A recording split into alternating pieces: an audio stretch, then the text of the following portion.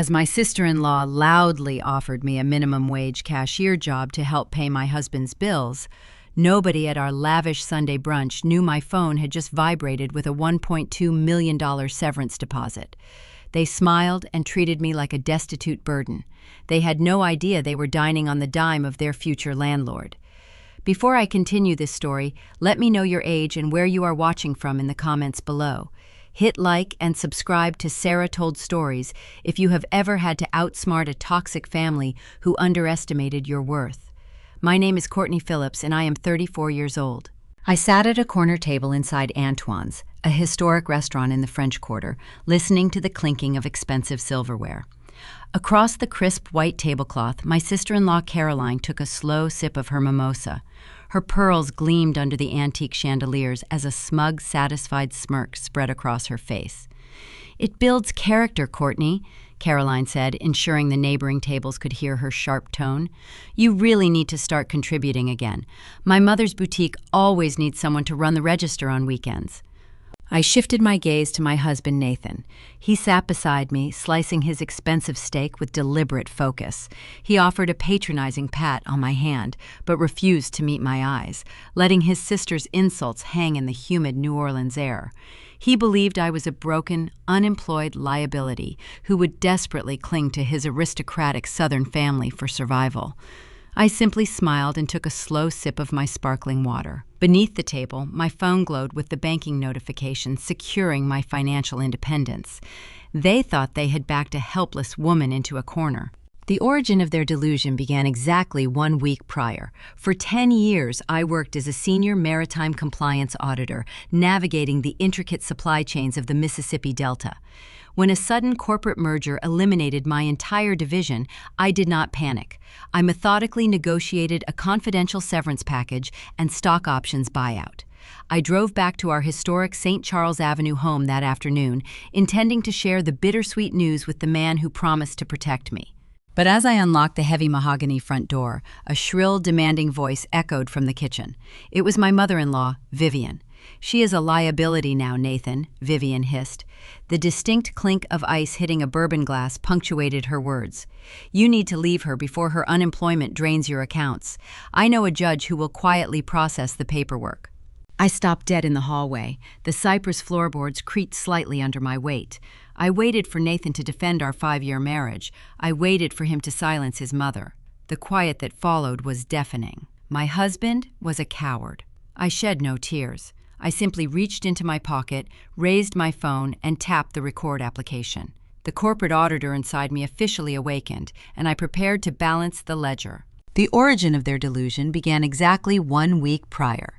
For 10 years, I worked as a senior maritime compliance auditor, navigating the intricate supply chains and shifting regulations of the Mississippi Delta. My career required meticulous attention to detail, identifying hidden risks within international shipping manifests and offshore holding structures. When a sudden corporate merger eliminated my entire division overnight, I did not panic. I sat across from 3 nervous human resources executives in a sterile glass boardroom and presented a comprehensive binder detailing their unaddressed regulatory exposures.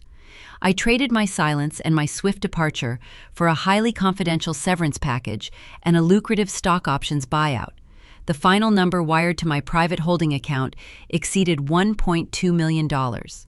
I drove back to our historic St. Charles Avenue home, the dense Louisiana humidity pressing against my car windows. The iconic streetcar rattled along the neutral ground, a familiar rhythm that usually brought me comfort. I planned to share the bittersweet news with Nathan, the man I had married 5 years ago. I envisioned us opening a bottle of wine, discussing investments, and planning our next chapter. I unlocked the heavy mahogany front door, the brass hinges gliding silently. The cool air conditioning brushed my skin, carrying the sharp scent of expensive bourbon and Vivian's signature floral perfume. Before I could call out a greeting, Vivian's shrill voice echoed from the kitchen. "She is a liability now, Nathan," my mother-in-law hissed.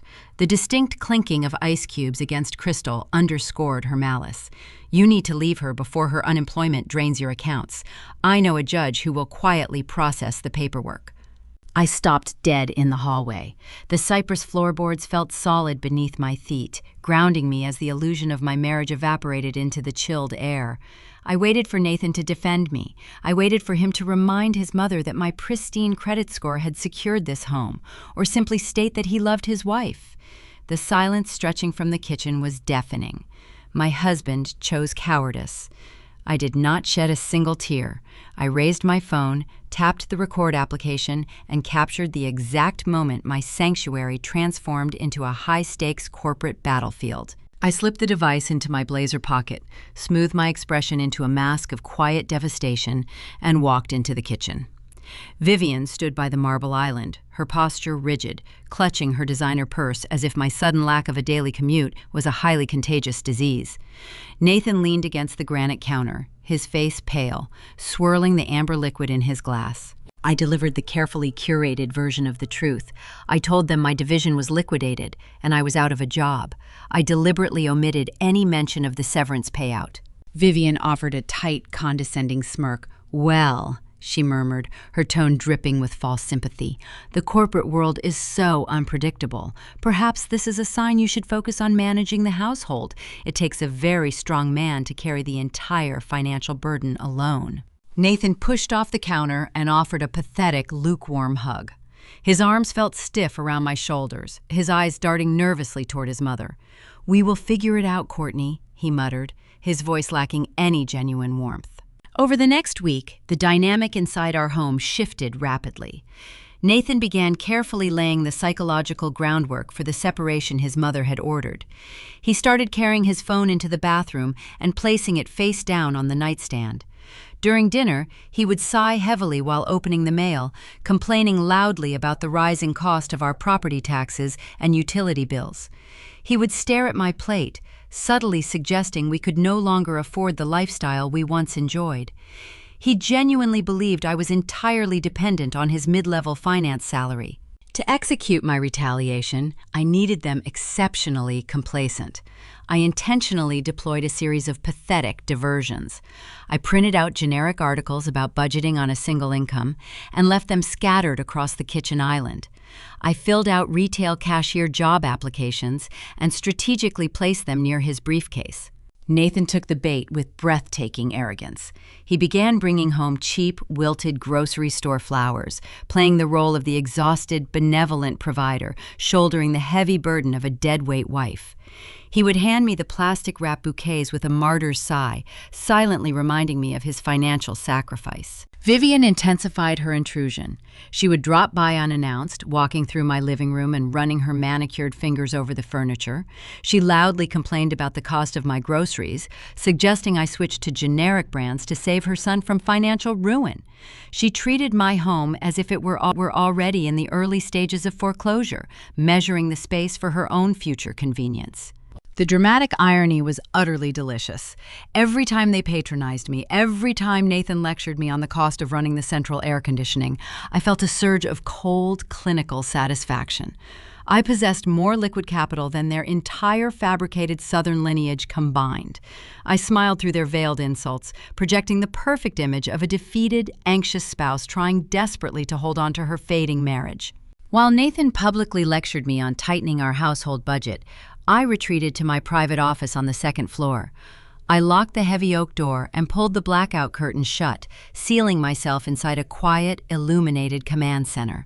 I booted up my encrypted auditing software, the same high-powered diagnostic tools I used to trace missing cargo across the Gulf of Mexico.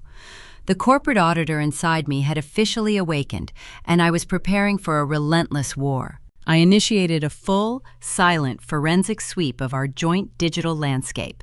I linked our shared checking accounts, credit lines, and tax histories into the tracking program.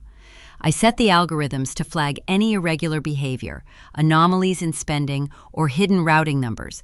I expected to find the early stages of a secret divorce fund. I expected to see retainer fees for the judge Vivian had mentioned in the kitchen. Instead, the software began pulsing with a series of red notifications. The raw data populated across my dual monitors, painting a picture far more sinister than a simple domestic betrayal. The forensic sweep had breached the surface of a deep, murky swamp of financial infidelity. Nathan was not hoarding money for his escape. He was actively siphoning it, bleeding our safety net dry while gaslighting me about the cost of electricity.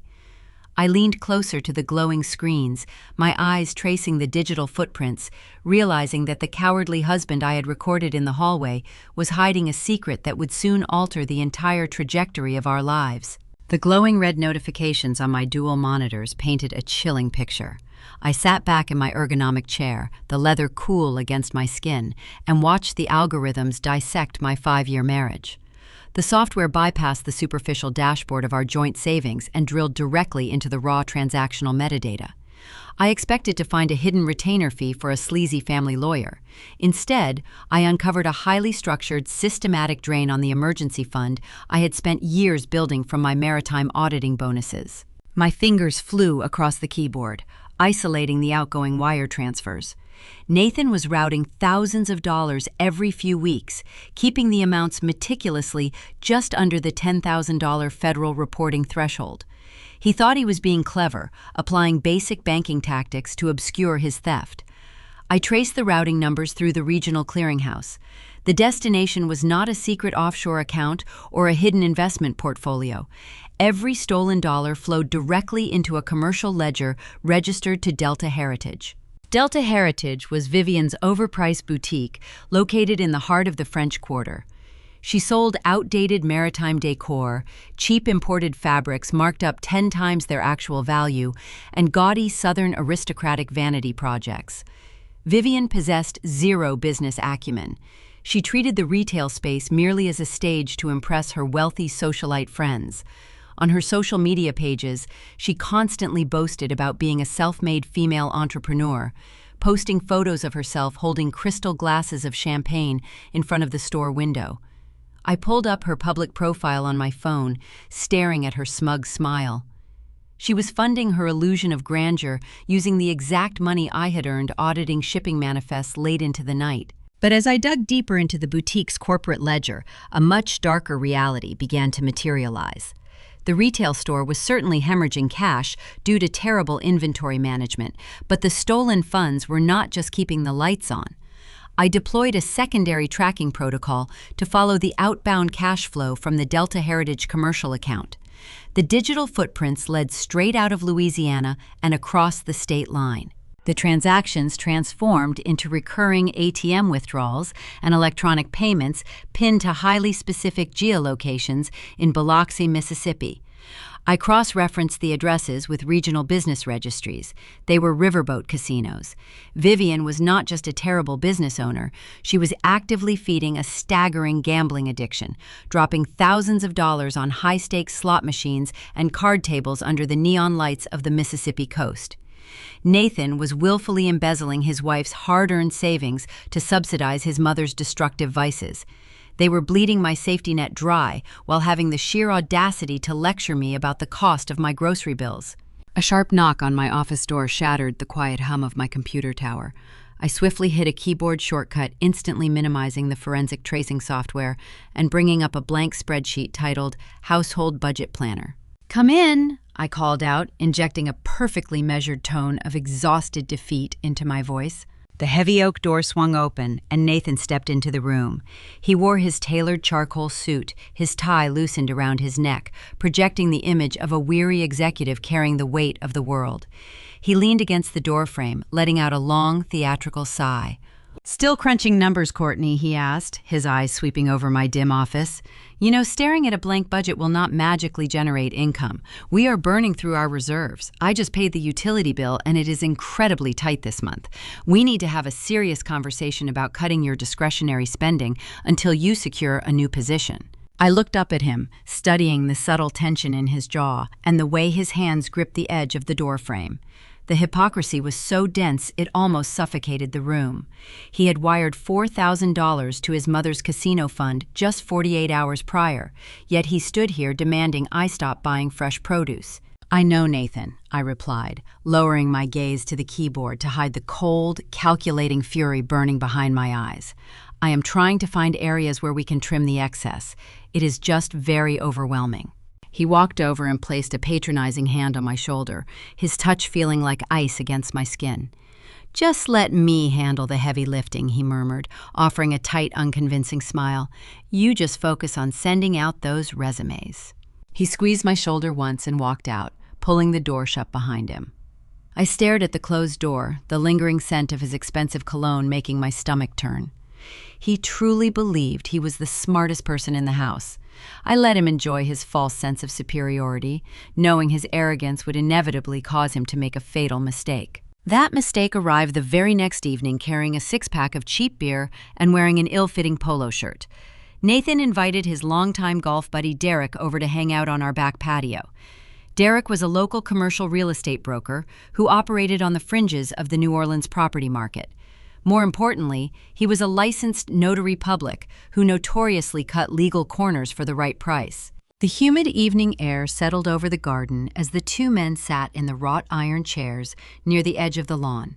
I positioned myself in the adjacent sunroom, turning off the interior lamps and letting the broad, dark green leaves of a potted fern conceal my silhouette. The sliding glass windows were cracked open, just enough to let the chorus of cicadas filter in, carrying the men's hushed voices directly to my ears. I sat perfectly still, holding a paperback novel open on my lap as a prop, and listened intently.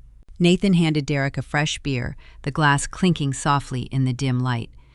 "I need to ask you a hypothetical question regarding property titles, Derek," Nathan said, his tone dropping to a conspiratorial whisper. "If a married couple holds a joint deed on a historic home, but one spouse handles all the financial lifting, is there a streamlined way to extract equity without dragging both parties down to the bank?" Derek let out a loud, grating laugh that echoed unpleasantly across the manicured lawn. "Streamlined is just a polite word for bypassing the rules, Nate," Derek replied, taking a long sip of his drink. "Louisiana civil law is notoriously strict about dual signatures on community property. The banks require both spouses to sit at the desk, show identification, and sign the authorization in front of a certified witness." Nathan shifted uncomfortably in his metal chair. The wrought iron scraped harshly against the stone patio. "But what if the second spouse is unavailable?" Nathan pressed, leaning closer to his friend. "What if she is dealing with severe personal issues, unemployment, stress, and simply cannot be bothered with the tedious paperwork? There has to be a creative financing route." I held my breath in the shadows of the sunroom. He was not asking for a favor. He was feeling out an accomplice. Derek leaned back, resting his boots on the edge of the stone fire pit. "Well," Derek mused, his voice laced with sleazy confidence, "the paperwork is really just a formality if you own the stamp. A notary verifies the identities. If the notary signs off that both parties were present and consenting, the bank processes the loan without batting an eye. They trust the seal. Of course, putting a seal on a document without the second party present carries a hefty amount of professional risk. A man would need a very compelling incentive to risk his state commission." Nathan nodded slowly, the silence stretching between them, speaking volumes. "I will make sure the incentive is highly lucrative, Derek. We will discuss the exact numbers next week. I just needed to know if the door was unlocked." "Consider it wide open," Derek chuckled, raising his bottle in a mock toast. I sat in the dark sunroom, the blood roaring in my ears. This was a terrifying, brilliant piece of foreshadowing. Nathan was not simply draining our liquid savings anymore.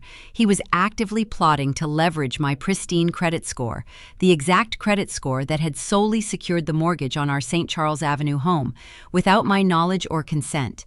He was preparing to extract hundreds of thousands of dollars in equity to feed Vivian's collapsing boutique and her insatiable gambling debts. I did not confront them. I did not storm out onto the patio and demand an explanation. I pulled my phone from my pocket, opened the state licensing registry, and memorized Derek's official notary commission number right there in the dark. The domestic betrayal had officially escalated into a premeditated conspiracy to commit severe financial fraud. The weapon was loaded, and I knew exactly whose hand was hovering over the trigger. But to build an ironclad legal fortress, I needed to see the full blueprint of his master plan. I needed to know exactly how he intended to discard me once the equity was drained. I waited until midnight, Once the house fell silent and Nathan's deep, rhythmic breathing signaled he was in a heavy sleep, I slipped out of bed. I moved like a ghost across the bedroom floor, navigating the dark hallway until I reached his private study. It was time to bypass his digital locks and uncover the true depth of his deceit. I opened his laptop, the screen glowing stark white in the pitch-black room, ready to expose the legal trap he was currently building beneath my feet. I rested my fingers on the cool aluminum chassis of Nathan's personal laptop. The screen flared to life, casting a harsh pale light across his pristine oak desk. Bypassing his security required zero technical effort. My husband lacked imagination, relying on the same predictable numerical sequence he used for his golf club locker. I entered his mother's birth year, followed by our wedding anniversary. The desktop materialized instantly. I did not waste time looking through his emails or social media messages. I opened his web browser and pulled up his detailed search history. The chronological list of his late-night internet inquiries painted a chilling portrait of a predator studying his prey. He was not looking at apartment rentals or pricing local divorce attorneys. He was searching for highly specific legal loopholes within the Louisiana Civil Code. Our state operates under a unique judicial framework derived from French and Spanish doctrines, particularly regarding marital assets. It enforces a strict community property regime. In simple terms, any financial liability acquired during a marriage is considered a joint obligation, regardless of whose name appears on the receipt. I watched the cursor glide down the glowing screen as I read his frequent visits to legal forums discussing spousal liability for commercial business loans. The horrifying truth clicked into place with mechanical precision. Nathan was not merely stealing my past savings to subsidize Vivian's failing retail boutique and her riverboat casino habits. He was actively engineering a deliberate strategy to anchor me to her toxic liabilities. I navigated to a hidden folder buried deep within a mundane directory labeled Tax Returns. Inside rested a single file titled Petition for Dissolution. I opened the document. The stark black text on the white background outlined a masterpiece of legal cruelty drafted by a cutthroat New Orleans family attorney. The petition stated his clear intent to seize our historic St. Charles Avenue home, claiming he was the sole breadwinner of the household. Furthermore, it explicitly requested that the presiding judge assign me 50% of the mounting commercial debt tied to Delta Heritage. He cited my sudden inability to generate income as the primary reason for our marital breakdown, framing himself as the exhausted victim of a deadweight spouse. He intended to walk away unburdened, leaving me destitute and legally responsible for the catastrophic losses his mother accrued at the slot machines. It was a calculated attempt at total financial erasure. He believed his basic internet research could outmaneuver a senior compliance auditor who had spent a decade dissecting international maritime law. He thought he was digging my grave. He failed to realize I held the shovel. By 9 the next morning, I sat in a towering glass office overlooking the muddy currents of the Mississippi River. I watched massive cargo barges glide steadily through the water, a comforting reminder of my professional domain. Across the polished mahogany desk sat Vincent, a terrifyingly effective corporate attorney who specialized in ruthless asset protection. I handed him the cloned hard drive containing the drafted divorce petition and the undeniable proof of the ongoing embezzlement. Vincent did not offer polite sympathy. He reviewed the files with a sharp, predatory smile. "We cannot simply hide your severance package," Vincent explained, his voice a low, steady rumble that commanded attention. "Louisiana law will presume those funds belong to the marriage since they were dispersed before any formal separation was filed. If we move that money without his explicit consent, his sleazy lawyer will file an injunction for fraudulent conveyance. We need him to legally surrender his rights on paper."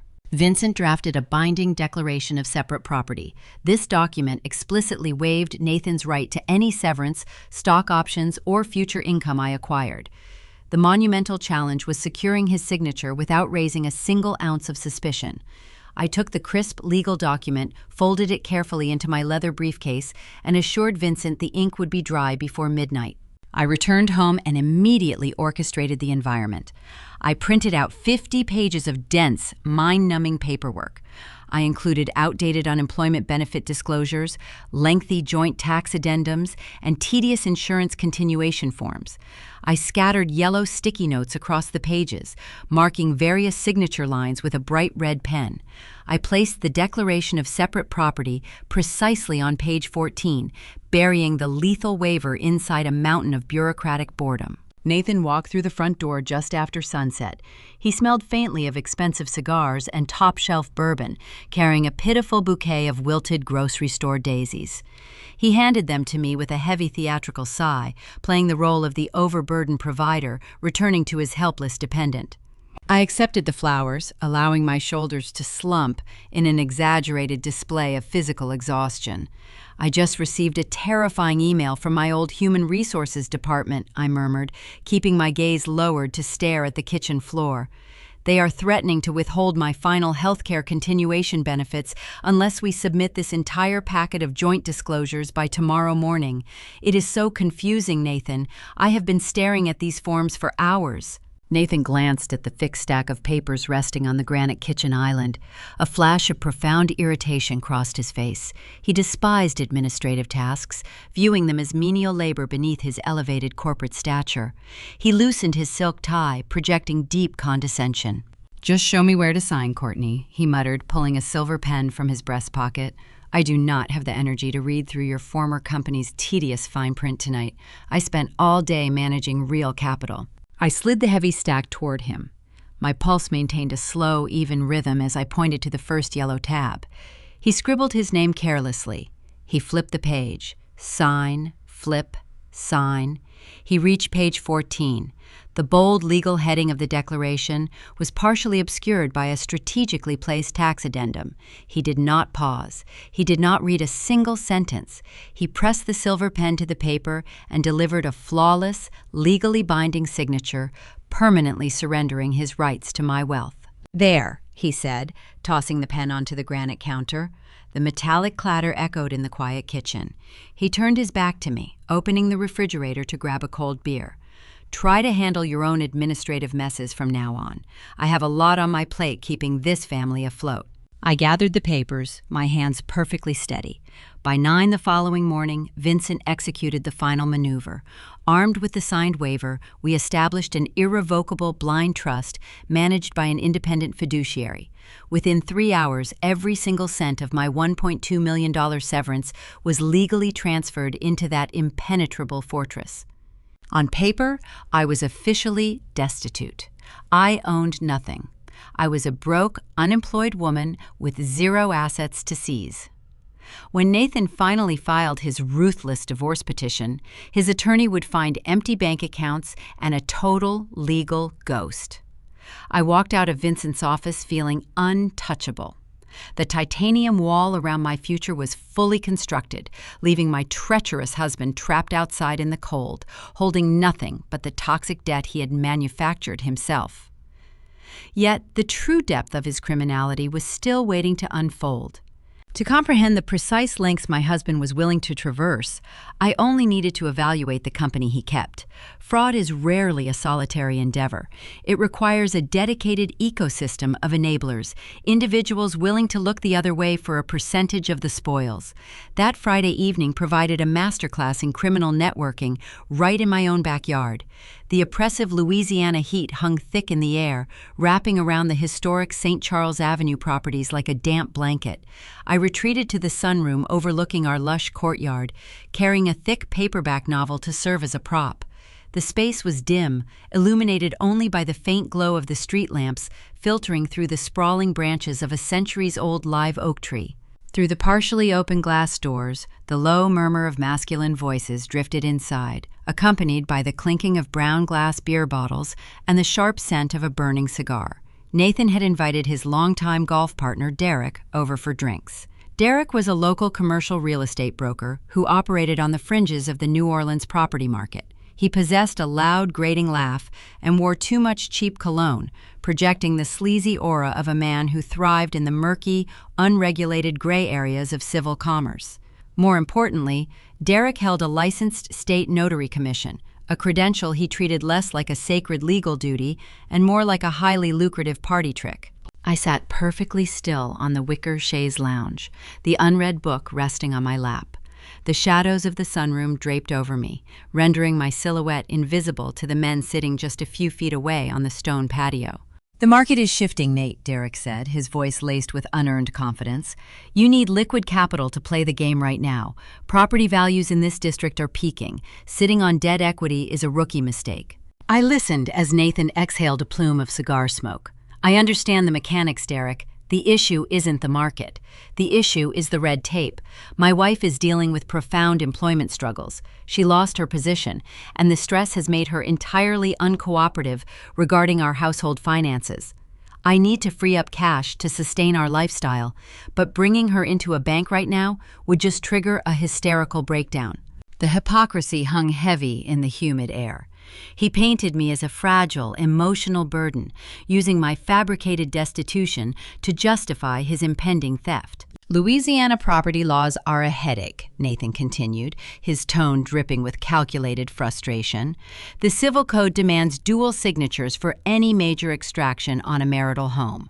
The lenders require both spouses to sit across a mahogany desk, present state identification, and sign the authorization under oath. Getting her to comply is out of the question." Derek let out a sharp, cynical chuckle that made my skin crawl.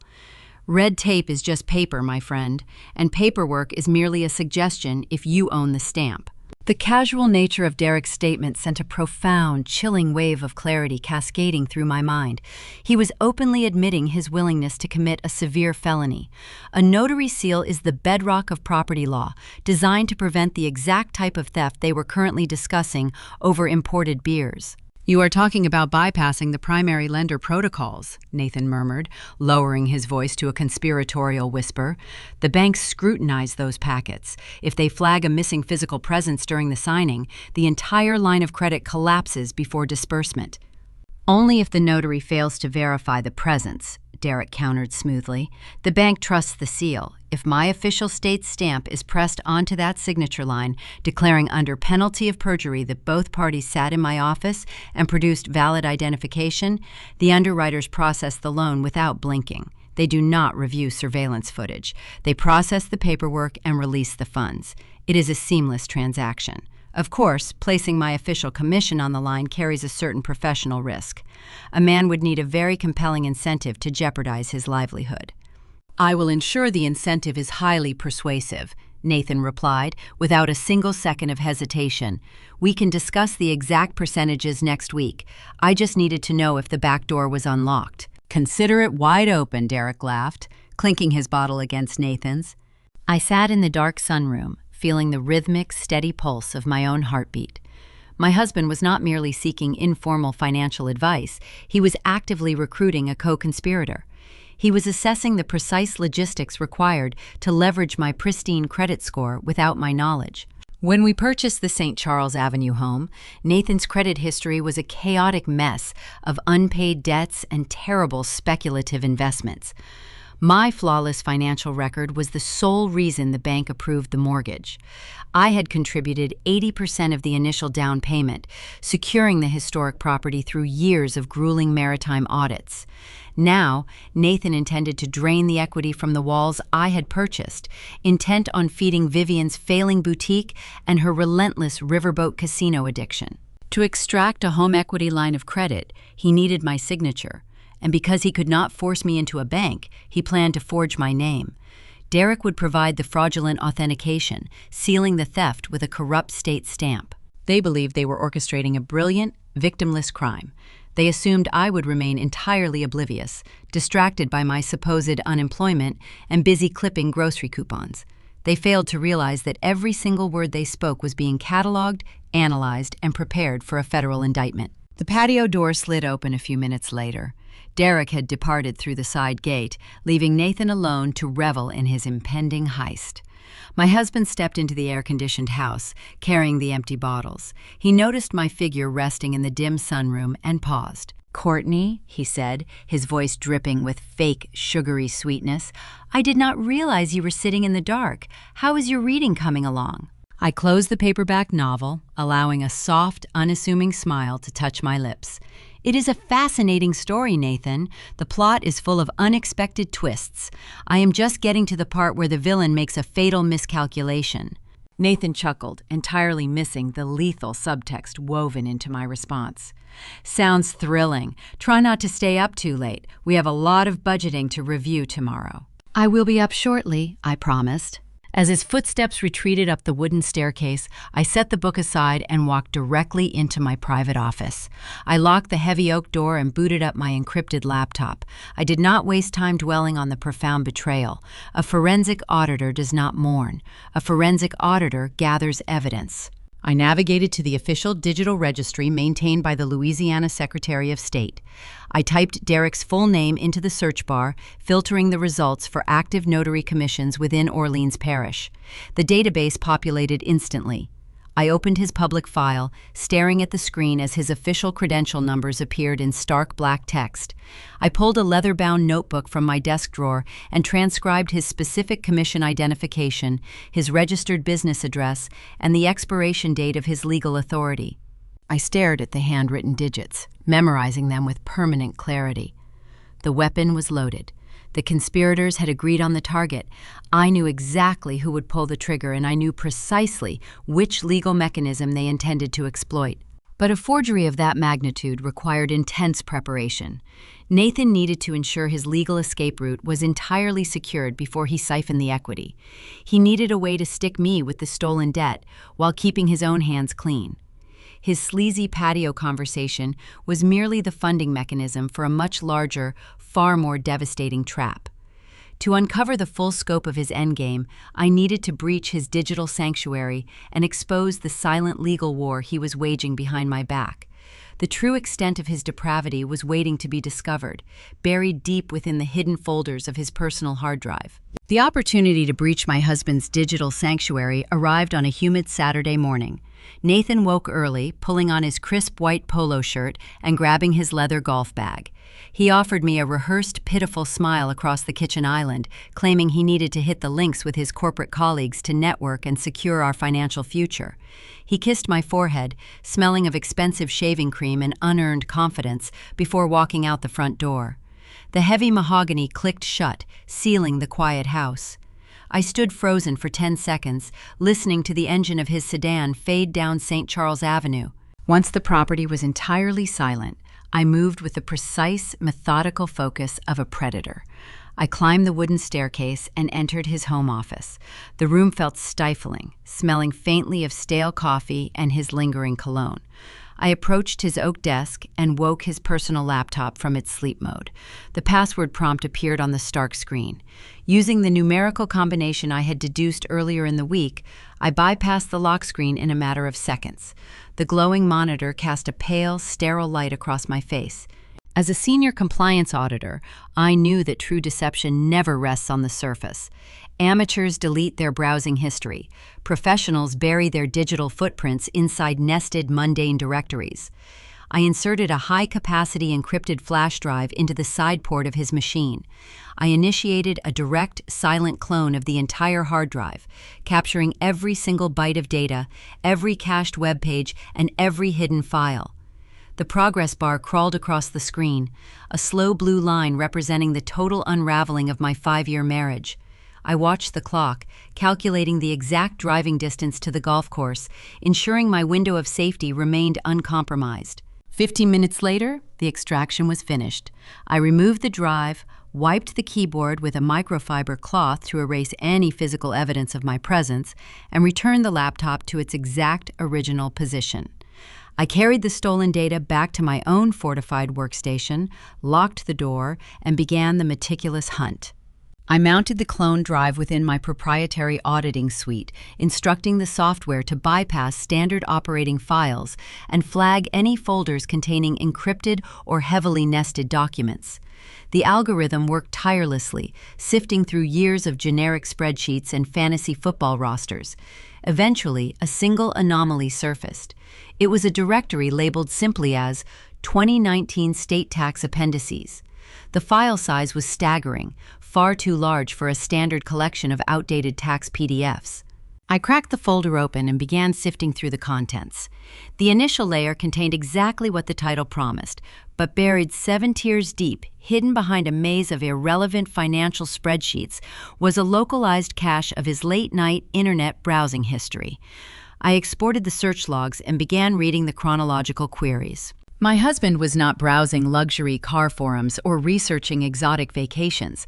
His search terms were highly specific, targeted legal inquiries. He had spent dozens of hours reading dense articles regarding Louisiana civil law.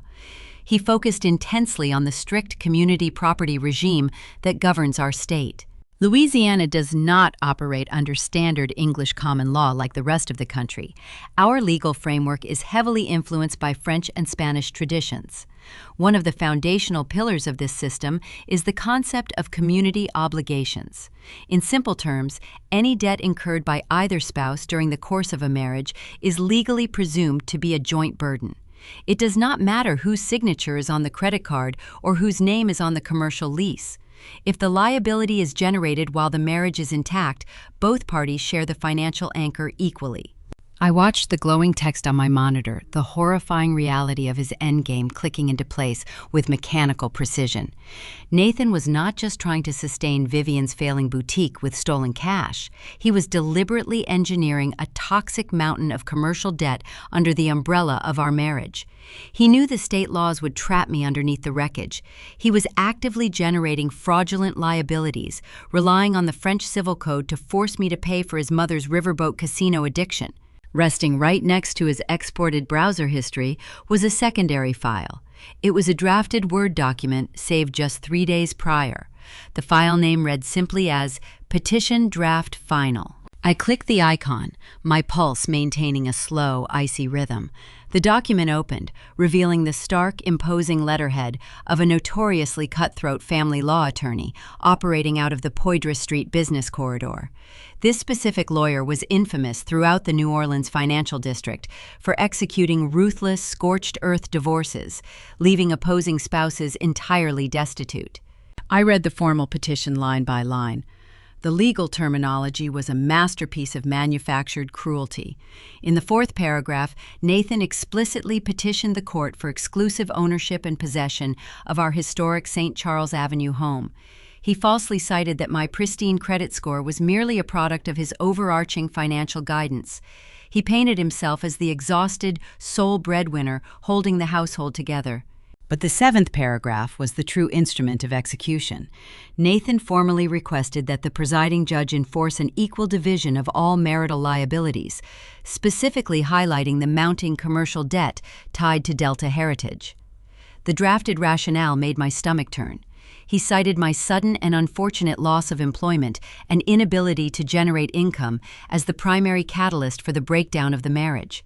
He argued that because I was now a financial drain, he was forced to take on emergency commercial loans to sustain us. He intended to file this paperwork the moment his forged home equity line of credit cleared the banking system. His master plan was breathtaking in its sociopathy. He planned to walk away from the marriage with his hands clean, retaining the historic home I had primarily funded, while legally transferring 50% of his mother's gambling losses directly onto my shoulders. He wanted me homeless, bankrupted, and drowning in fraudulent debt, all while he played the tragic role of the betrayed, exhausted provider. He honestly believed his late-night internet research could outsmart a senior compliance auditor who spent her entire career dismantling international corporate fraud. He thought he could weaponize the state legal code against me. He failed to comprehend that a true strategist never reacts, she counterattacks. I closed the drafted petition, my mind whirring with lethal clarity. I knew the Louisiana community property laws just as well as his sleazy downtown lawyer did. The legal presumption of shared debt is formidable, but it is not unbreakable. The state allows for the separation of property and the waiving of community assets, provided both spouses willingly sign a formal declaration.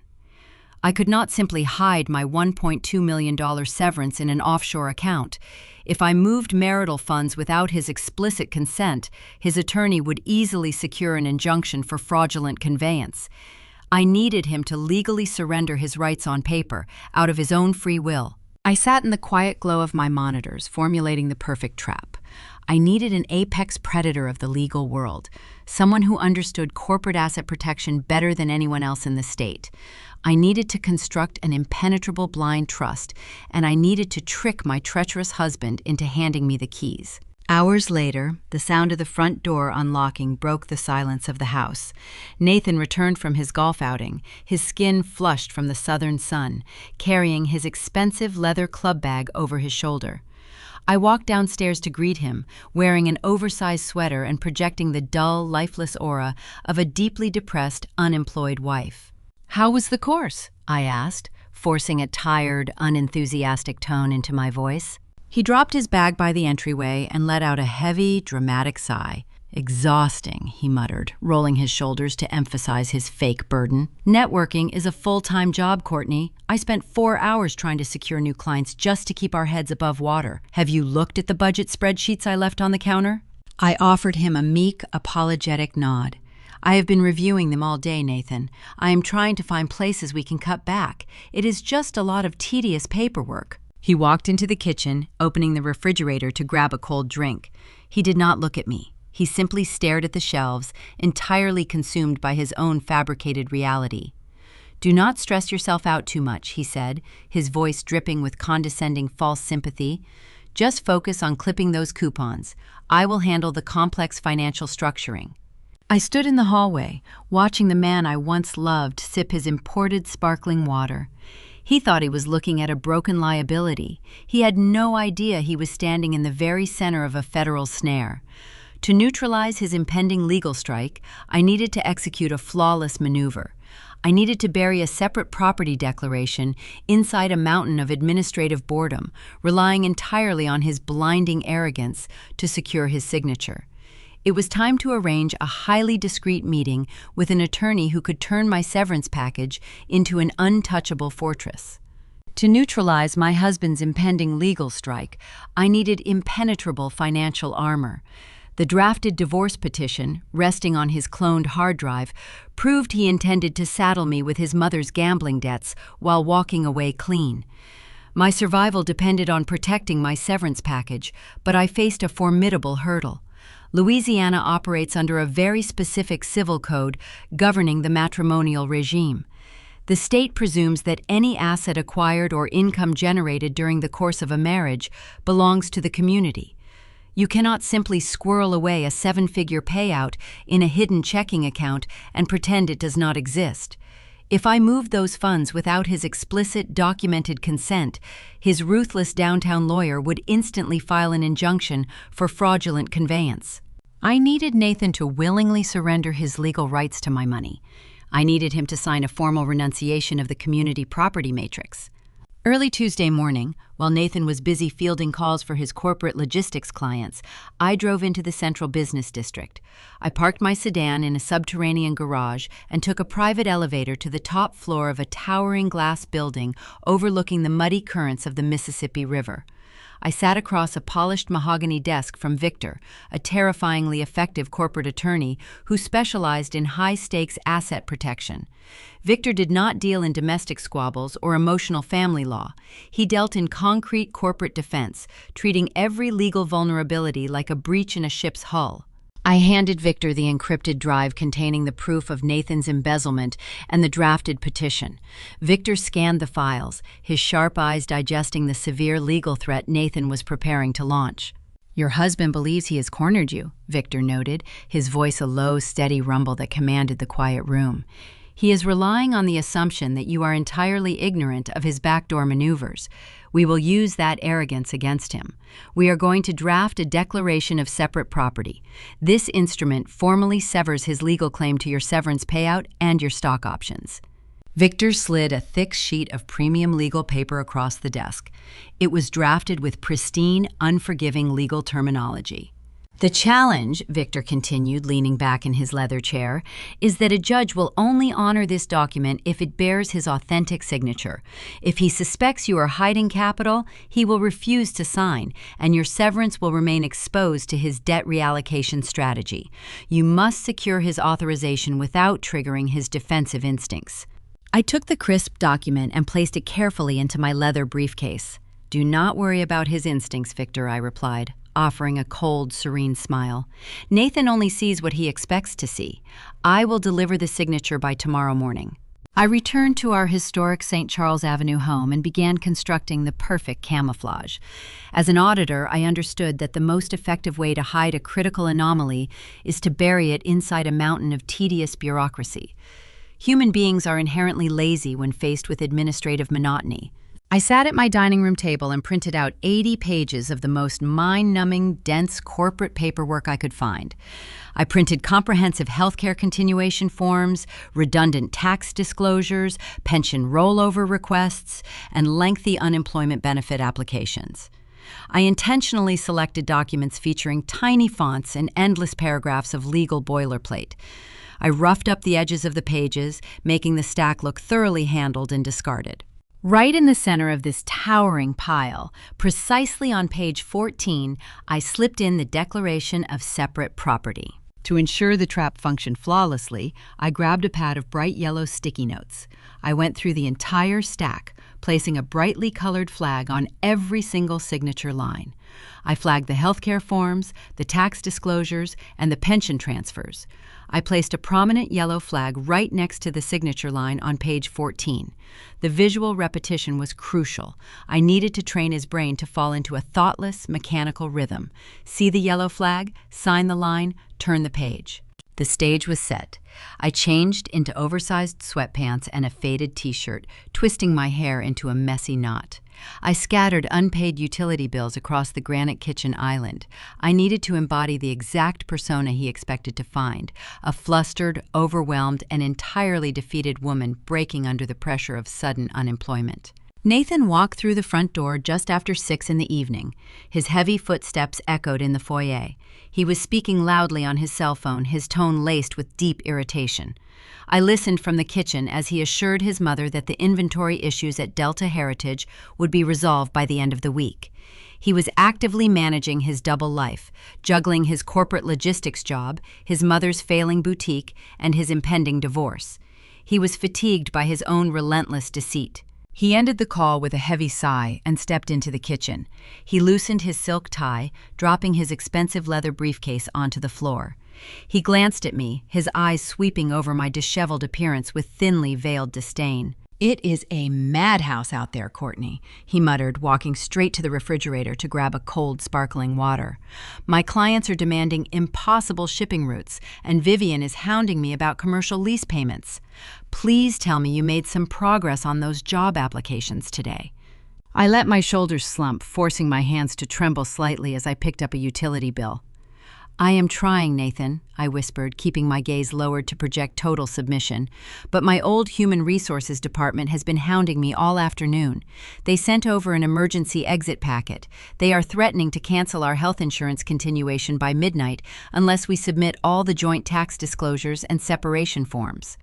I pushed the imposing stack of 80 printed pages across the granite island.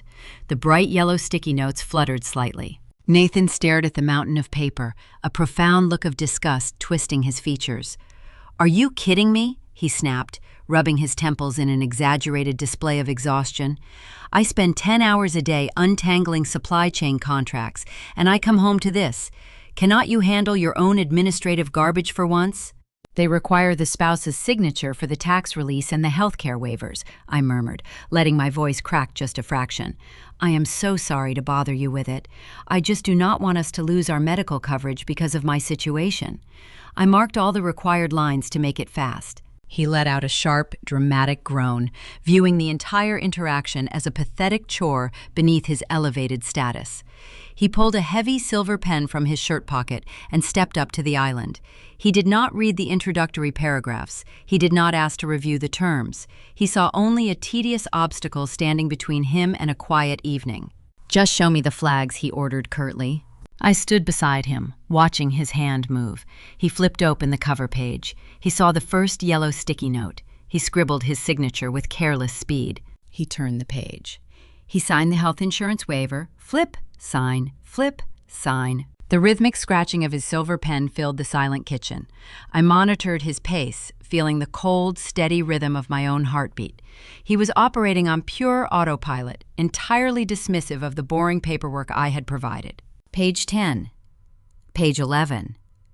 Page 12. He sighed again, leaning heavily against the counter, clearly annoyed by the sheer volume of the packet. He signed the pension rollover disclosure on page 13.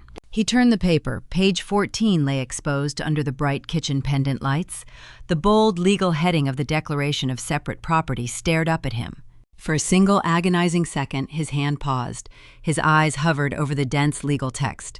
My lungs tightened, ready to deploy an excuse about stock liquidation protocols if he asked a question. Suddenly, his cell phone vibrated violently on the granite counter. The screen illuminated, displaying a text message from Vivian. Nathan's attention instantly snapped away from the document and locked onto the glowing screen. He let out a frustrated breath, entirely consumed by whatever new crisis his mother was manufacturing at the Riverboat Casino. His eyes remained glued to his phone while his right hand blindly sought out the yellow sticky note on page 14. He pressed the silver pen to the paper and delivered a flawless, legally binding signature. He turned the page and continued signing the rest of the packet, entirely unaware that the careless stroke of his pen had just permanently severed his legal claim to over $1 million.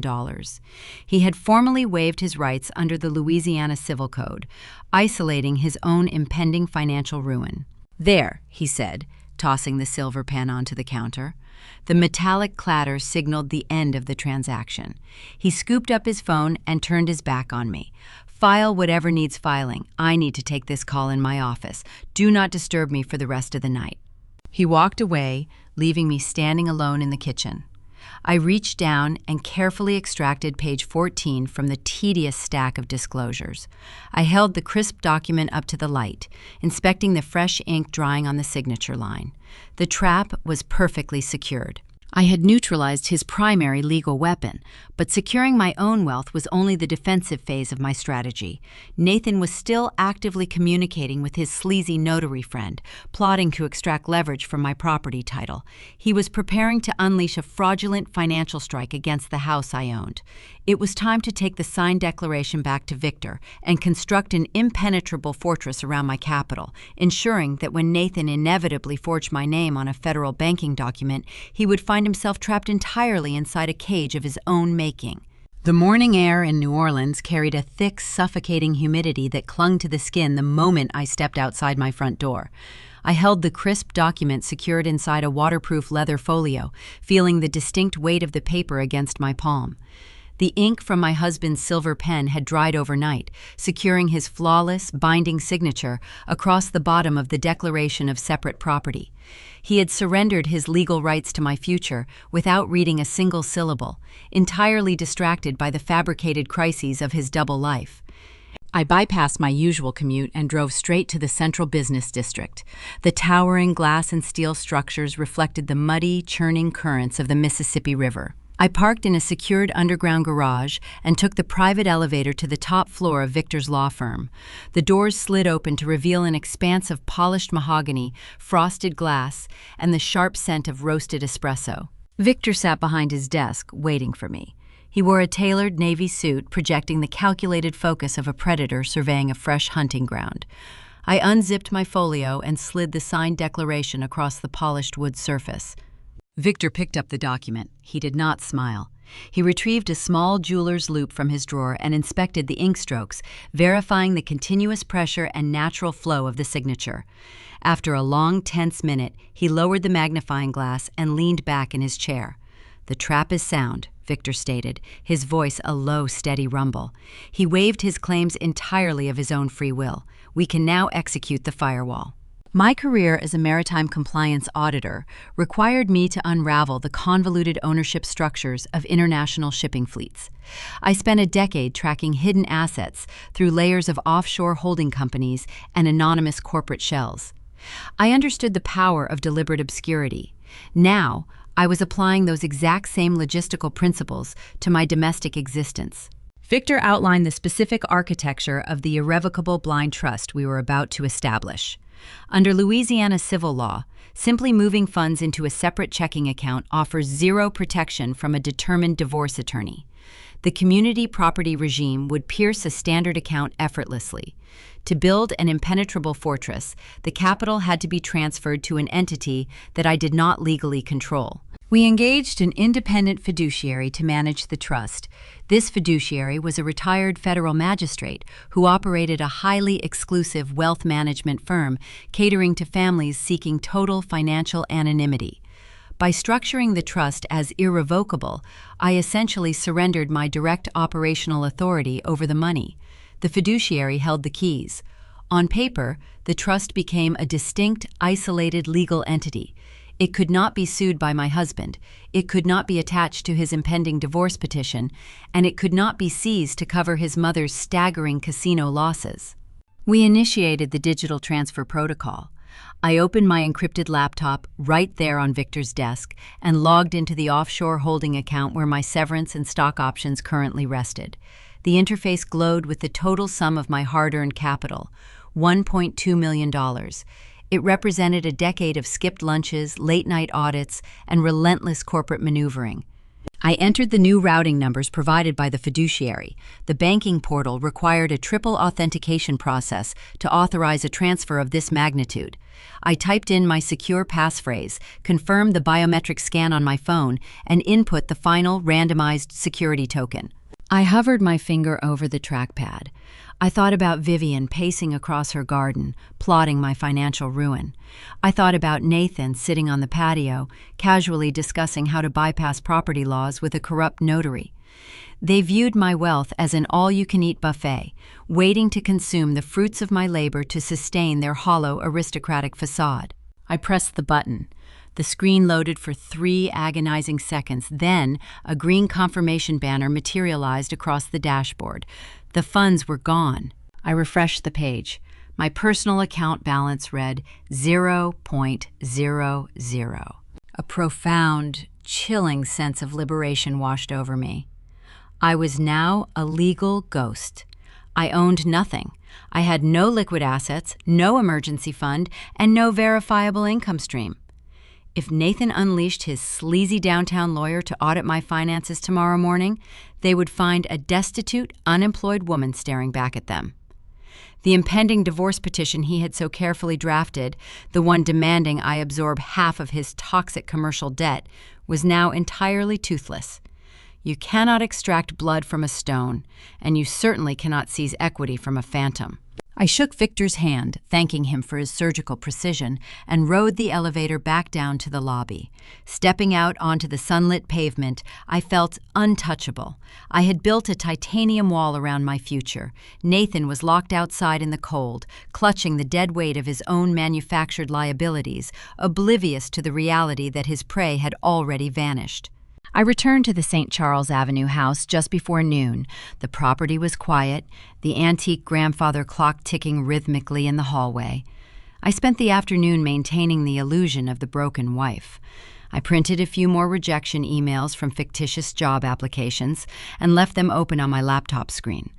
I prepared a cheap, modest dinner of pasta and canned sauce, ensuring the kitchen smelled of budgetary desperation.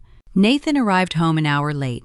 He loosened his tie and dropped his briefcase onto the entryway bench, exhaling a loud, performative sigh designed to garner immediate sympathy. He walked into the kitchen and stared at the plain meal resting on the stove. His jaw tightened in profound irritation, but he quickly masked it with a patronizing, weary smile.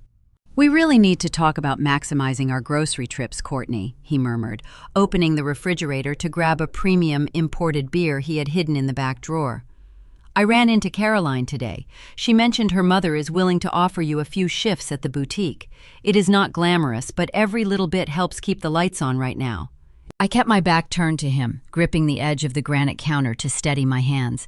He was actively encouraging me to work a minimum wage register at the exact same retail store he was using as a financial siphon. The psychological manipulation was staggering. He wanted to break my spirit, ensuring I felt entirely dependent and grateful for his continued presence. "I appreciate the thought, Nathan," I whispered, forcing a tone of meek resignation. "I will call Vivian tomorrow and ask about the schedule."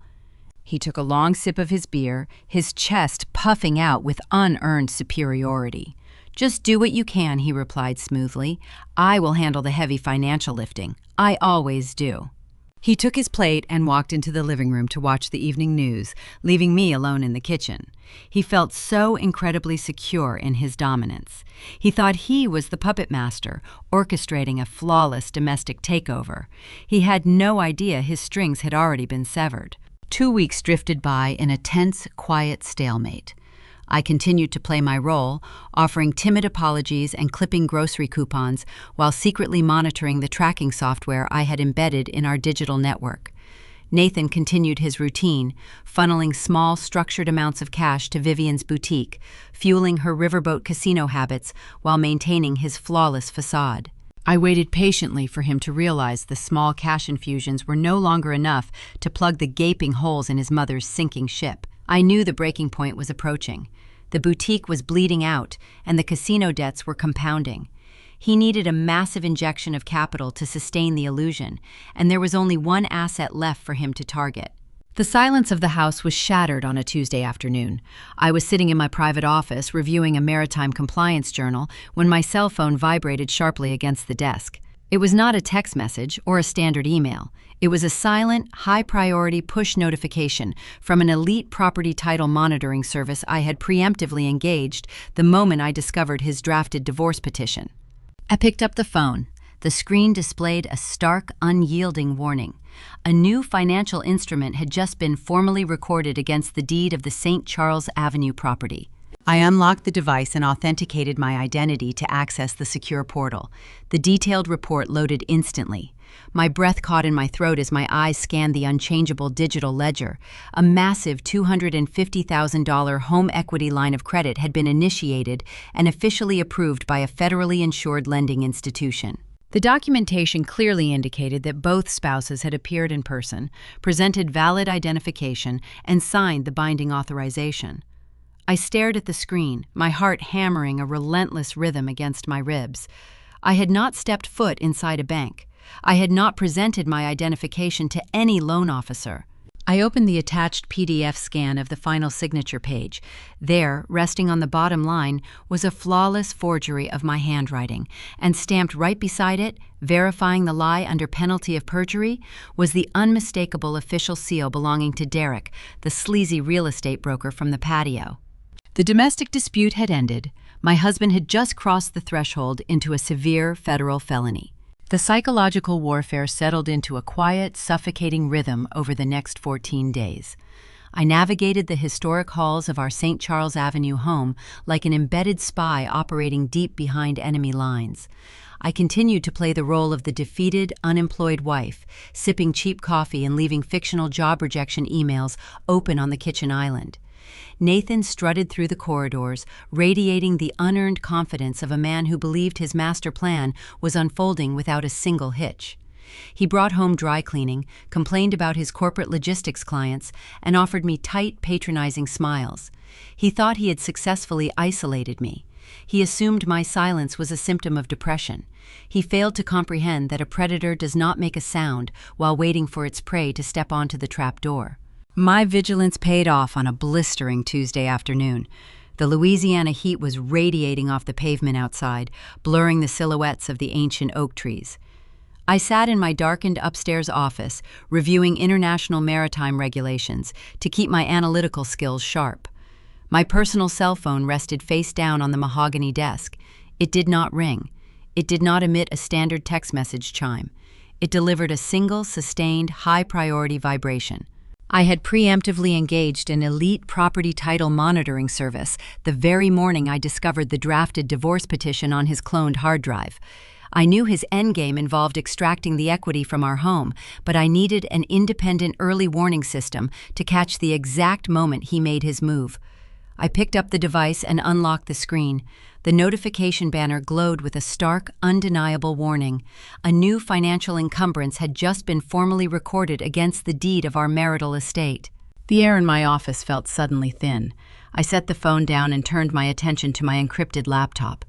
My fingers flew across the keyboard, bypassing standard security gateways to access the backdoor banking portal I had established during my initial forensic sweep. I bypassed the consumer-facing dashboard and drilled directly into the institutional lending ledgers. The server took 5 agonizing seconds to process my credentials. When the encrypted connection stabilized, the digital paperwork populated across my dual monitors. Staring back at me was a finalized approval for a $250,000 home equity line of credit. The lender was a prominent federally insured national bank. The staggering sum represented nearly all the liquid equity I had built into the property through years of grueling corporate compliance work. Nathan had initiated the loan application, bypassed the preliminary underwriting reviews, and secured the final institutional authorization. Under strict state civil law, leveraging a jointly owned marital property requires stringent verification. Lenders do not casually disperse $250,000 based on a phone call. The protocols mandate that both spouses appear in person, present valid government identification, and sign the binding financial authorization under oath before a certified witness. I had not stepped outside the house all week. I certainly had not visited a bank branch or produced my driver license for a loan officer. I downloaded the final authorization packet and scrolled past the dense paragraphs of liability clauses and repayment schedules. I navigated straight to the concluding signature page. The high-resolution scan loaded onto my screen, revealing the ultimate depth of my husband's deceit. Resting on the primary borrower line was a flawless forgery of my handwriting. I leaned closer to the monitor, analyzing the ink strokes with the clinical detachment of a seasoned auditor. The signature was chillingly accurate. He had perfectly replicated the distinct slant of my first initial and the specific hurried loop of my last name. He must have spent hours hunched over his desk, tracing old tax returns and discarded checks, practicing the fluid motion until he could reproduce my identity on command. But a forged signature alone is insufficient to release federal funds. The bank requires authoritative authentication. I shifted my gaze slightly to the right of the fraudulent ink. Stamped clearly onto the digital page, bearing the official emblem of the state of Louisiana, was a blue notary public seal. I read the name registered inside the circular stamp: Derek. The sleazy commercial real estate broker, the golf buddy who had sat on my back patio drinking imported beer and laughing about how paperwork is merely a suggestion if you own the stamp. The conspiracy had materialized exactly as they planned under the shadows of the live oak trees. Nathan provided the forged signature, and Derek provided the corrupt authentication. Derek had placed his official state commission on the line, declaring under penalty of perjury that I had sat in his office, presented my identification, and willingly consented to encumber my home. They bypassed the strict dual signature requirements through sheer criminal collusion. A profound, icy calm settled deep within my chest. This was the crossing of the Rubicon. Nathan was no longer just a manipulative, deceitful spouse, draining our joint savings to fund his mother's riverboat casino habits. He was no longer just a cowardly man drafting secret divorce petitions to trap me with toxic commercial debt. By intentionally submitting a fraudulently signed and falsely notarized document to a federally insured lending institution, Nathan had escalated a domestic dispute into a severe federal felony. He had officially committed bank fraud. Furthermore, by stealing my name to secure the capital, he had executed first-degree identity theft. These were not minor civil infractions that could be smoothed over in a family court mediation. These were profound violations of the United States Code, carrying mandatory minimum prison sentences. The sheer audacity of his heist was breathtaking. He believed his superficial charm and his friend's corrupt stamp made him invincible. He thought he could extract $250,000 from the walls I paid for, hand the cash to Vivian, and then serve me with divorce papers, leaving me drowning in fraudulent debt. He handed me the exact rope required to hang him, entirely unaware that the noose was already tightening around his own neck. Human instinct urges an immediate, visceral reaction to such profound betrayal.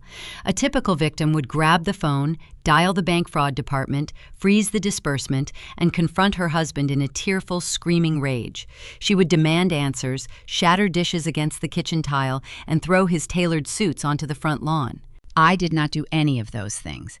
I am a forensic auditor. I understand the delicate mechanics of a successful prosecution. If I halted the transaction now, the bank would simply cancel the loan. Nathan would feign ignorance, claiming it was a clerical error or a misunderstanding regarding verbal consent. Derek would claim he lost his stamp or that his assistant processed the paperwork incorrectly. They would slither away with minor administrative penalties, leaving my legal snare empty. To ensure a federal indictment, the crime needed to be undeniable. The illicit capital had to move. I needed the bank to disperse the funds into Nathan's private holding account. More importantly, I needed Nathan to transfer that stolen equity out of his account and into Vivian's failing commercial enterprise. I needed the digital fingerprints to permanently stain everyone involved. I closed the file and cleared my browser cache, leaving zero trace of my discovery. I stood up from my desk and walked to the window, watching the afternoon shadows stretch across the manicured lawns of St. Charles Avenue. I needed to maintain the illusion of the oblivious wife for just a little longer. The sound of tires crunching on the gravel driveway broke my concentration. Nathan was returning home early. I could not risk facing him right now.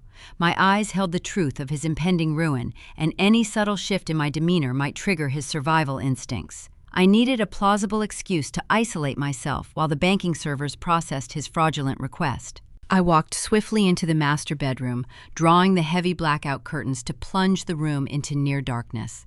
I slipped under the cool cotton sheets, pulling the duvet up to my chin. When I heard his footsteps ascending the wooden staircase, I squeezed my eyes shut and let out a soft, strained groan. The bedroom door creaked open.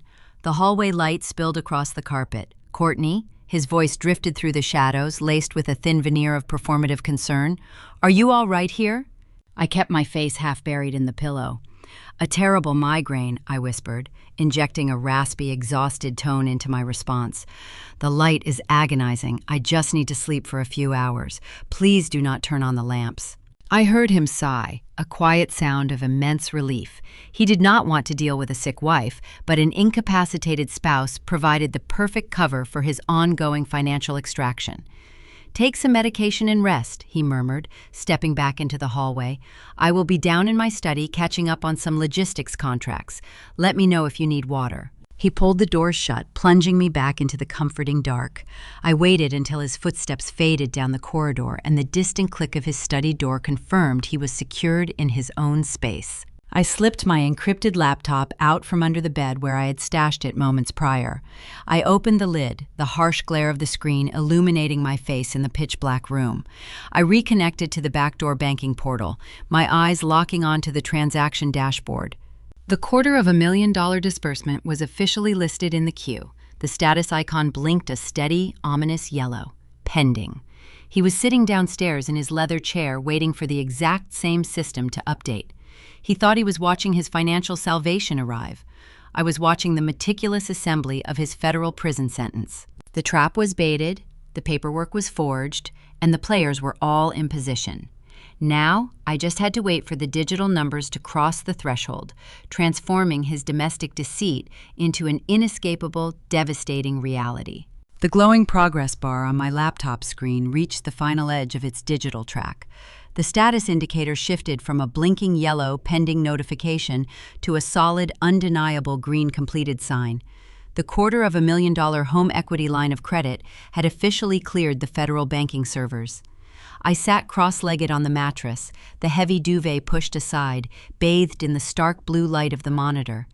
The silence of the master bedroom was broken only by the soft, rhythmic hum of the computer fan. Downstairs, I could hear the faint clinking of glassware. Nathan was pouring himself a celebratory drink, toasting his successful heist. He believed he had extracted the lifeblood of our historic property without leaving a single trace. I refreshed the transaction portal. The funds did not sit idle in his private holding account for more than 3 minutes. Nathan was eager to secure his prize. A new outbound wire transfer initiated, routing the entire sum directly into the commercial ledger of Delta Heritage. The money left our marital estate and plunged straight into his mother's failing retail venture. But a forensic auditor does not merely watch the money arrive. A true investigator follows the current to see how the water mixes. I deployed a deep packet inspection tool, linking the boutique's receiving account to the broader regional clearinghouse. I intended to catalog the exact speed at which Vivian drained my stolen equity to satisfy her riverboat casino debts. I expected to find a straight line connecting the boutique to the slot machines in Biloxi. What the software revealed instead made my breath catch in my throat. My fingers froze above the trackpad. The raw data populating across my screen defied the simple logic of a domestic theft. Delta Heritage was not just a failing vanity project absorbing stolen home equity. The incoming transaction column was astonishingly thick, flooded with dozens of high-yield wire transfers originating from external corporate entities. I leaned closer to the screen, tracing the routing numbers attached to these mystery deposits. The origin points were familiar. They were shell companies and subsidiary accounts tied directly to Nathan's prominent maritime logistics clients. He managed complex supply chains for shipping firms operating out of the Port of New Orleans. These were organizations dealing in international freight, offshore drilling equipment, and heavy industrial transport. The anomaly screamed off the digital page. Why would an international maritime freight company wire $20,000 to a pretentious French Quarter boutique that sold overpriced linen napkins and decorative anchor statues? They would not. I pulled the digital inventory invoices Nathan had filed within the boutique's corporate ledger. The documentation was a masterclass in accounting fiction. The invoices claimed that Delta Heritage was supplying these shipping firms with exclusive corporate gifts and high-end executive office decor. According to the paperwork, Nathan's clients were purchasing imported silk drapes, antique brass compasses, and rare maritime artifacts by the truckload. None of it was real. The inventory did not exist. The sales were entirely fabricated. The true architecture of their criminal enterprise clicked together with terrifying clarity. Nathan was not just a cheating husband and a reckless thief. He was functioning as a highly sophisticated money launderer for his shady corporate clients. The logistics firms had illicit, untaxed capital they needed to wash clean. They funneled this dirty money into Delta Heritage under the guise of legitimate retail purchases. But a money laundering front requires a veneer of pristine operational cash flow to survive a basic tax audit. You cannot run a fake business without clean money mixing with the dirty funds to obscure the paper trail. This was the exact reason Nathan needed the $250,000 from my home equity. He needed a staggering influx of spotless, federally insured capital to blend with the illicit client money. By injecting my stolen equity into the boutique's ledger, he created a complex, convoluted financial soup that effectively blinded standard banking algorithms. Once the clean and dirty funds were thoroughly integrated, the washed capital was wired out to offshore holding accounts, ready for his clients to access safely. Vivian's role in this syndicate was not passive. I had assumed she was merely a foolish, greedy woman obsessed with projecting false aristocratic wealth. I underestimated her depravity. I accessed the boutique's operational manifests, pulling up the digital signatures required to authorize the receipt of the phantom inventory. Resting at the bottom of every single fraudulent manifest was Vivian's verified electronic signature. She was actively signing off on ghost shipments. She was authenticating the receipt of non-existent goods, playing her part to legitimize the fake invoices. Every time she posted a photo on social media, holding a glass of champagne and bragging about being a resilient, self-made Southern entrepreneur, she was openly mocking the law. She was proudly functioning as the chief executive officer of a federal laundering hub. The implications of this discovery fundamentally altered the landscape of my retaliation.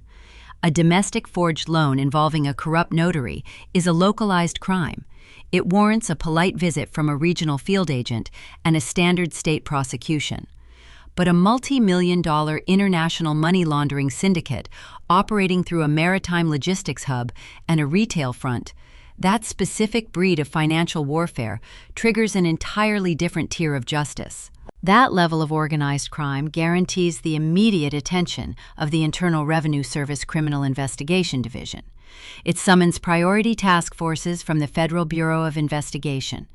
Federal prosecutors do not offer lenient plea deals to syndicates moving dirty money across international borders. They execute uncompromising, sweeping raids.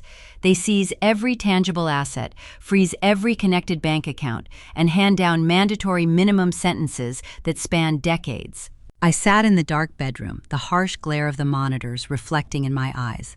A slow, terrifying smile spread across my face, pulling at the corners of my mouth. Nathan and Vivian believed they were untouchable financial masterminds. They thought they had outsmarted a naive, unemployed wife by forging her name on a loan document. They had no idea they had just constructed their entire criminal empire inside a federal cage. I locked the encrypted file, shut down the laptop, and slid it safely under the mattress. The digital execution was primed and ready to be delivered to my attorney, Victor. When the morning sun finally broke through the heavy New Orleans humidity, casting long shadows across the bedroom floor, I rose from the bed and prepared to resume my performance. I dressed in a faded cardigan and simple jeans, pulling my hair into a messy, unkempt knot. I walked downstairs to the kitchen, where the scent of freshly brewed coffee filled the air. Nathan stood by the marble island, radiating a sickening aura of unearned triumph. He wore a crisp, tailored suit, adjusting his silk tie with steady, confident hands. He looked like a titan of industry, preparing to conquer the corporate world. He offered me a warm, patronizing smile, pouring a cup of coffee and sliding it across the granite surface toward me. "Good morning," he said, his voice smooth and entirely devoid of guilt. "You look exhausted. I hope that migraine finally passed." I picked up the warm mug, letting my shoulders slump in a practiced display of fatigue. "It is a bit better," I murmured, keeping my gaze lowered. "I just feel so drained from all the job hunting stress." Nathan stepped closer, placing a comforting hand on my shoulder. His touch felt like a crawling insect on my skin. "Try to relax today," he advised softly. "I have been working tirelessly on our financial restructuring. I am handling the heavy burden so you do not have to worry. In fact, my mother texted me earlier this morning." I looked up, maintaining a perfectly blank expression. "Oh," I replied softly, "is everything all right at the boutique?" Nathan sighed, a masterful performance of filial duty and fabricated concern. "She is experiencing a minor cash flow issue due to the seasonal economic downturn in the French Quarter. She asked if we could come over to her garden this evening for an emergency family meeting. She wants to discuss a potential strategy to keep her legacy afloat." The sheer nerve required to orchestrate this specific piece of theater was astounding. The stolen $250,000 had already settled into her commercial account hours ago.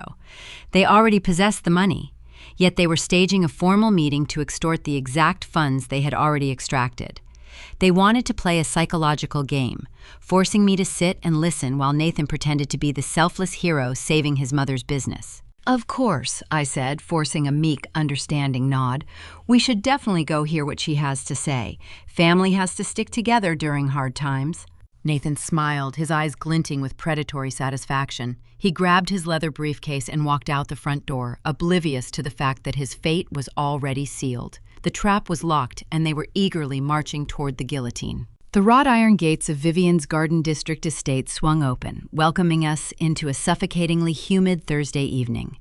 The dense Louisiana air hung thick with the heavy scent of blooming night jasmine and the faint salty breeze rolling off the Mississippi River. I stepped onto the pristine brick pathway wearing a simple linen dress, deliberately projecting the image of a subdued, worried spouse. Nathan walked beside me, his chest puffed out under a tailored seersucker jacket, carrying himself like a conquering king returning from a victorious crusade. We were summoned for an emergency family gathering, a mandatory performance required to solidify their fabricated reality. Vivian waited for us on her sprawling back patio. The space was a curated illusion of antebellum grandeur, featuring climbing ivy, flickering copper gas lanterns, and a tiered stone fountain bubbling softly in the background. Caroline, my sister-in-law, sat perched on a wicker chaise lounge, swirling a frosty mint julep.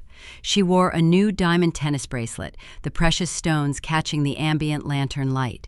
Her expensive jewelry provided a stark, highly hypocritical contrast to the supposed financial ruin we were gathered to discuss. Vivian did not offer me a beverage or a polite greeting. She immediately launched into her rehearsed tragedy. Pacing across the perfectly manicured St. Augustine grass, she pulled a monogrammed silk handkerchief from the pocket of her designer slacks. She dabbed at the corners of her perfectly dry eyes, her face twisted into a theatrical mask of manufactured despair. "The boutique is struggling, Nathan," she wailed, her voice carrying a practiced cinematic tremor.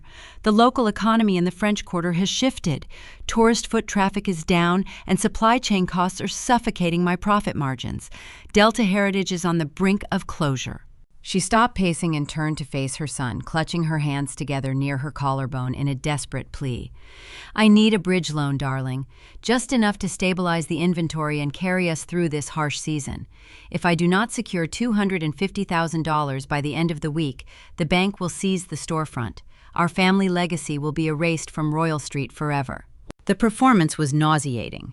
She was standing in a multi-million-dollar garden, draped in expensive silk, weeping over a fake retail crisis to extort the exact sum of money her son had already extracted from my home equity.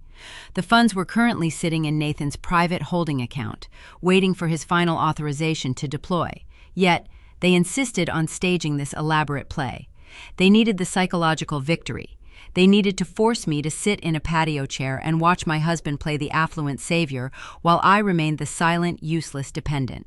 Nathan stepped forward, his expression shifting into a mask of solemn duty.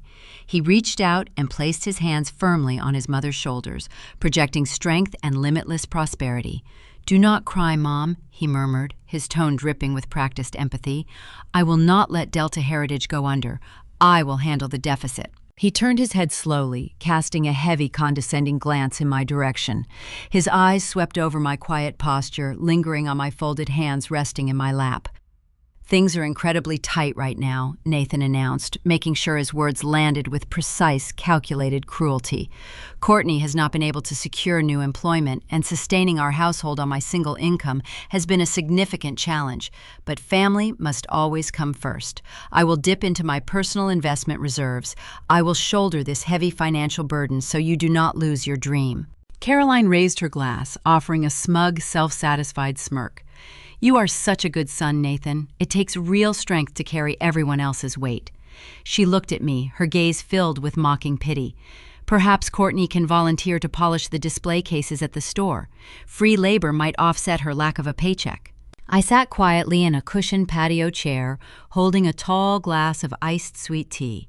The cold condensation gathered on the outside of the glass, pooling against my fingertips. I did not snap. I did not throw the iced beverage into Caroline's mocking face. I pressed 2 fingers against my temple, closing my eyes for a brief second to feign the onset of a debilitating migraine.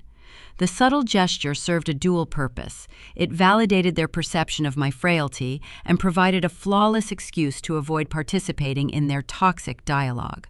"I am so sorry," I whispered, keeping my voice low and fragile. "The stress of the job hunt is triggering a terrible headache. Please, do whatever you must to help Vivian. I trust your financial judgment, Nathan." Nathan beamed, his ego inflating to near bursting proportions. He turned back to Vivian, offering a reassuring nod.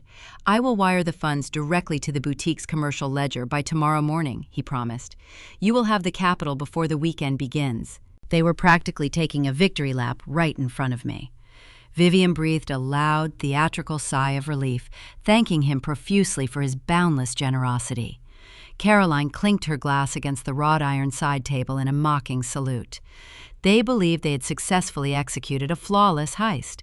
They thought they had secured $250,000, funded a money laundering syndicate, and asserted their aristocratic dominance over an unemployed outsider.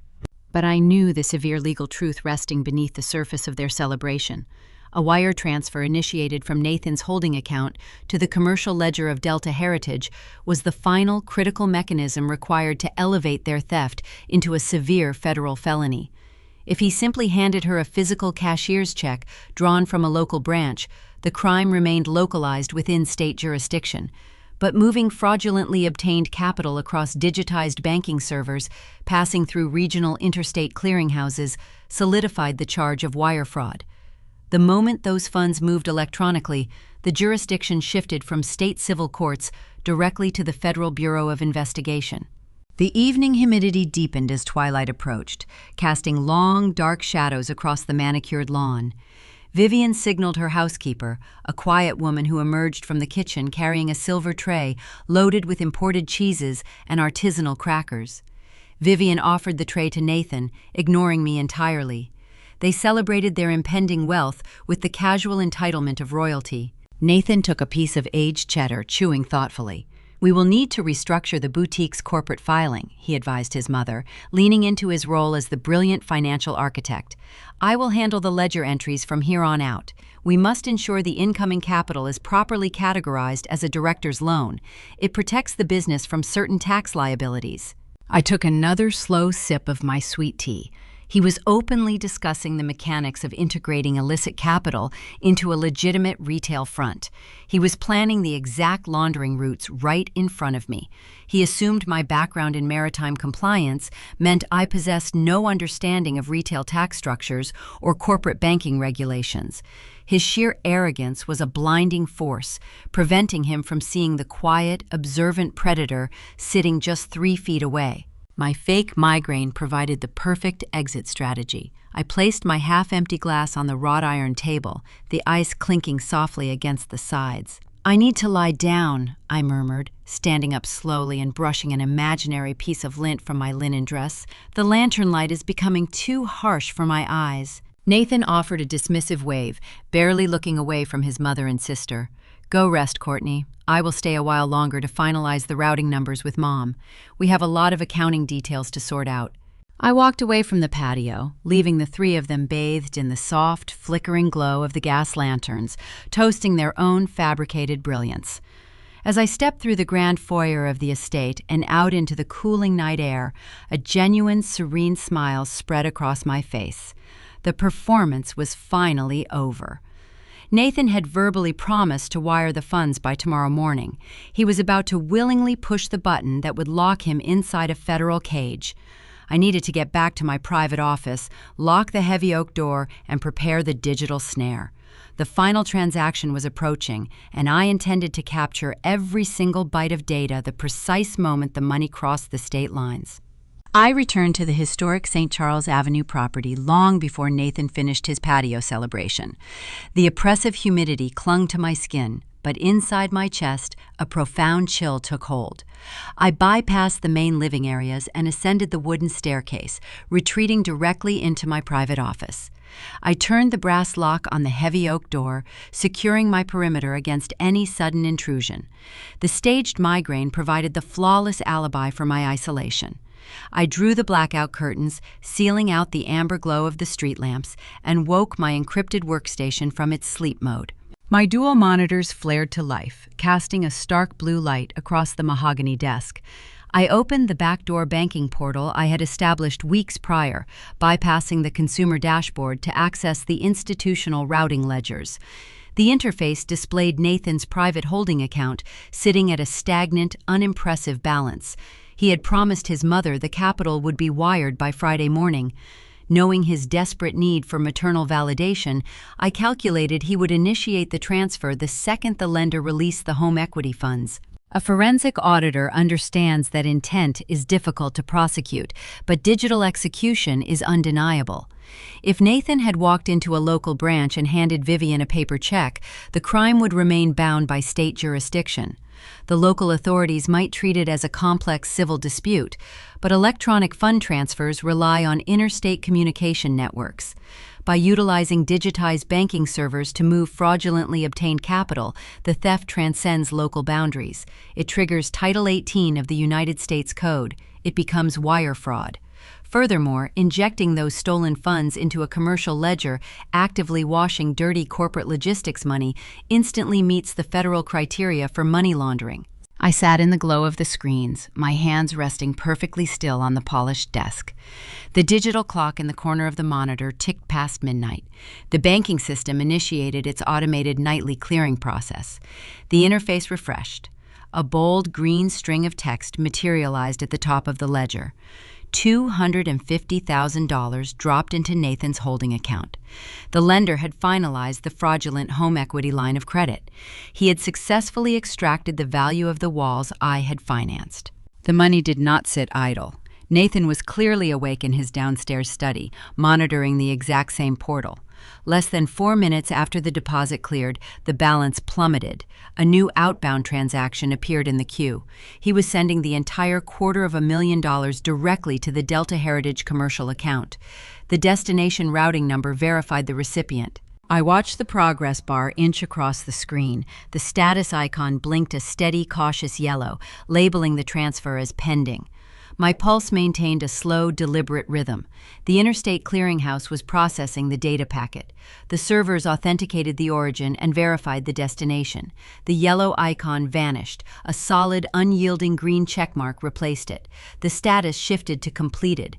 The steel trap snapped shut permanently. My husband had just cemented his own federal indictment. The time for passive observation was over. My fingers flew across the mechanical keyboard, capturing the undeniable proof. I exported the time-stamped transaction logs, securing the exact routing sequence. I pulled the high-resolution scan of the forged loan document, ensuring Derek's corrupt notary stamp was perfectly legible. I combined these files with the secondary digital footprints I had traced earlier in the week. I organized the data into distinct, devastating categories. Folder A contained the proof of identity theft and bank fraud. Folder B mapped the relentless riverboat casino drains, proving Vivian was bleeding the commercial account to feed her slot machine addiction in Mississippi. Folder C was the crowning jewel. It detailed the complex money laundering routes, showing exactly how Nathan washed untaxed capital for his shady maritime logistics clients through Vivian's fake inventory purchases. I merged these distinct categories into a single, comprehensive digital dossier. I applied a military-grade encryption protocol to the file, ensuring the contents remained impenetrable to any unauthorized interception. The roadmap was flawless. I had done the tedious analytical legwork, stripping away the layers of corporate camouflage so the federal agents could read the syndicate's blueprint without any ambiguity. I opened a secure, encrypted communication tunnel directly to Victor, my elite corporate attorney. I attached the staggering data packet to the message. I did not include any emotional commentary or unnecessary context. Victor only dealt in concrete facts and actionable strategy. I typed a single, uncompromising directive. Submit this whistleblower report to the Federal Bureau of Investigation and the Securities and Exchange Commission immediately. I pressed enter.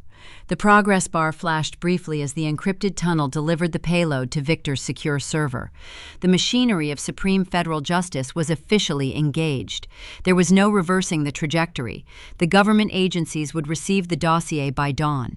They would spend the weekend verifying the routing numbers, confirming the forged notary seal, and analyzing the corporate laundering channels. Downstairs, the front door clicked shut.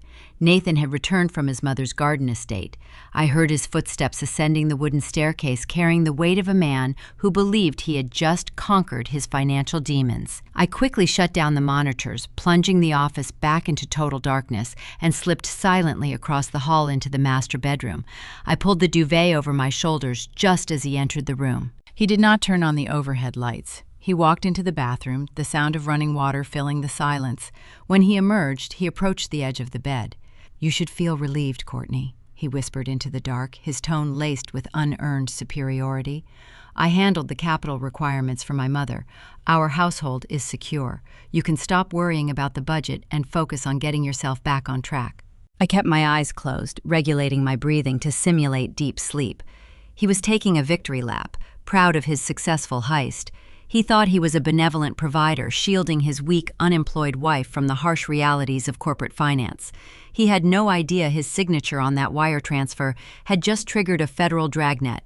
The consequences of his actions materialized 3 days later in the form of a thick, cream-colored envelope delivered to our mailbox. Vivian, intoxicated by the sudden influx of stolen capital, decided that a quiet financial rescue was insufficient.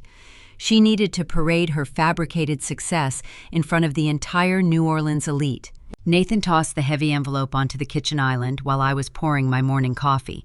"My mother is hosting a grand reopening gala for Delta Heritage this weekend," he announced, his chest swelling with pride. "She is rebranding the boutique to attract a higher tier of clientele. The entire Historic District Business Association is invited." I slid the envelope toward me and broke the wax seal. The invitation was printed on expensive, textured cardstock, boasting imported champagne, a live jazz ensemble, and a catered reception right in the heart of the French Quarter. Vivian was utilizing the exact money Nathan had fraudulently extracted from my home equity to throw a spectacular, wildly expensive party. She intended to celebrate her self-made entrepreneurial brilliance using stolen federal funds. "You should wear something understated," Nathan advised, glancing critically at my simple morning attire. "We need to project a unified, supportive front. My sister Caroline will be there, and we want to ensure the focus remains entirely on my mother's triumph. You do not want to draw attention to your current employment gap." I looked down at the gold embossed lettering on the invitation. They wanted me to stand quietly in the background, a subdued accessory to their criminal celebration. They expected me to lower my head and applaud their fake aristocratic legacy. I offered Nathan a polite, hollow smile. I assured him I would find the perfect outfit for the occasion. The pieces were perfectly aligned. The gala presented the ultimate stage, and I fully intended to deliver a performance they would never forget. 3 days after the fraudulent wire transfer cleared, the sticky New Orleans heat gave way to a surprisingly crisp Friday evening. I stood before the floor-to-ceiling mirror in my master bathroom, staring at my reflection. Nathan had suggested I wear something understated. He requested a muted pastel or a dull gray, wanting me to blend into the background of his mother's triumph. I chose a different path. I stepped into a striking, blood-red designer gown. The silk fabric hugged my waist and flowed with lethal elegance down to the floor. It was not the attire of a defeated, unemployed burden. It was the armor of an executioner ascending the scaffold. I applied a sharp crimson lipstick, secured my diamond stud earrings, and slid my phone into a sleek clutch purse. I deliberately waited until 30 minutes past the printed start time. Let them gather. Let them celebrate. Let the venue fill to capacity before the trap snaps shut. My private driver dropped me off on the corner of Royal Street in the heart of the French Quarter. The cobblestone sidewalks hummed with tourists and horse-drawn carriages, but the true spectacle radiated from Delta Heritage. Vivian had spared zero expense, using my stolen home equity. The storefront was illuminated by towering gas lanterns, casting flickering shadows against the historic brick facade. A premier jazz band played an upbeat brass-heavy tune that spilled out into the humid night air. 2 men in crisp tuxedos guarded the heavy glass double doors, checking names off a velvet-bound guest list. I gave my name, and they pulled the heavy handles back, granting me access to the crime scene. Stepping inside, the sheer scale of their financial recklessness washed over me. The boutique, which usually smelled of cheap potpourri and stale desperation, now carried the heavy scent of imported lilies and expensive catering. Towering crystal chandeliers, rented specifically for the occasion, cast a glittering light over an ocean of elite Louisiana socialites. Local politicians, prominent real estate brokers, and high society matriarchs mingled near a sprawling buffet of fresh oysters and truffle canapes. Waiters in white gloves drifted seamlessly through the crowd, carrying silver trays loaded with top-tier vintage champagne. Every single flower petal, every drop of alcohol, and every note played by the jazz ensemble represented a direct theft from my financial foundation. They were toasting their own brilliance, using the very funds that would soon guarantee their federal indictments. I paused just inside the threshold, letting the heavy glass doors shut behind me. The sharp, confident clicking of my stiletto heels echoed over the brass instruments, cutting a rhythmic path through the ambient chatter. I kept my spine rigid, my chin held high, projecting an aura of undeniable authority.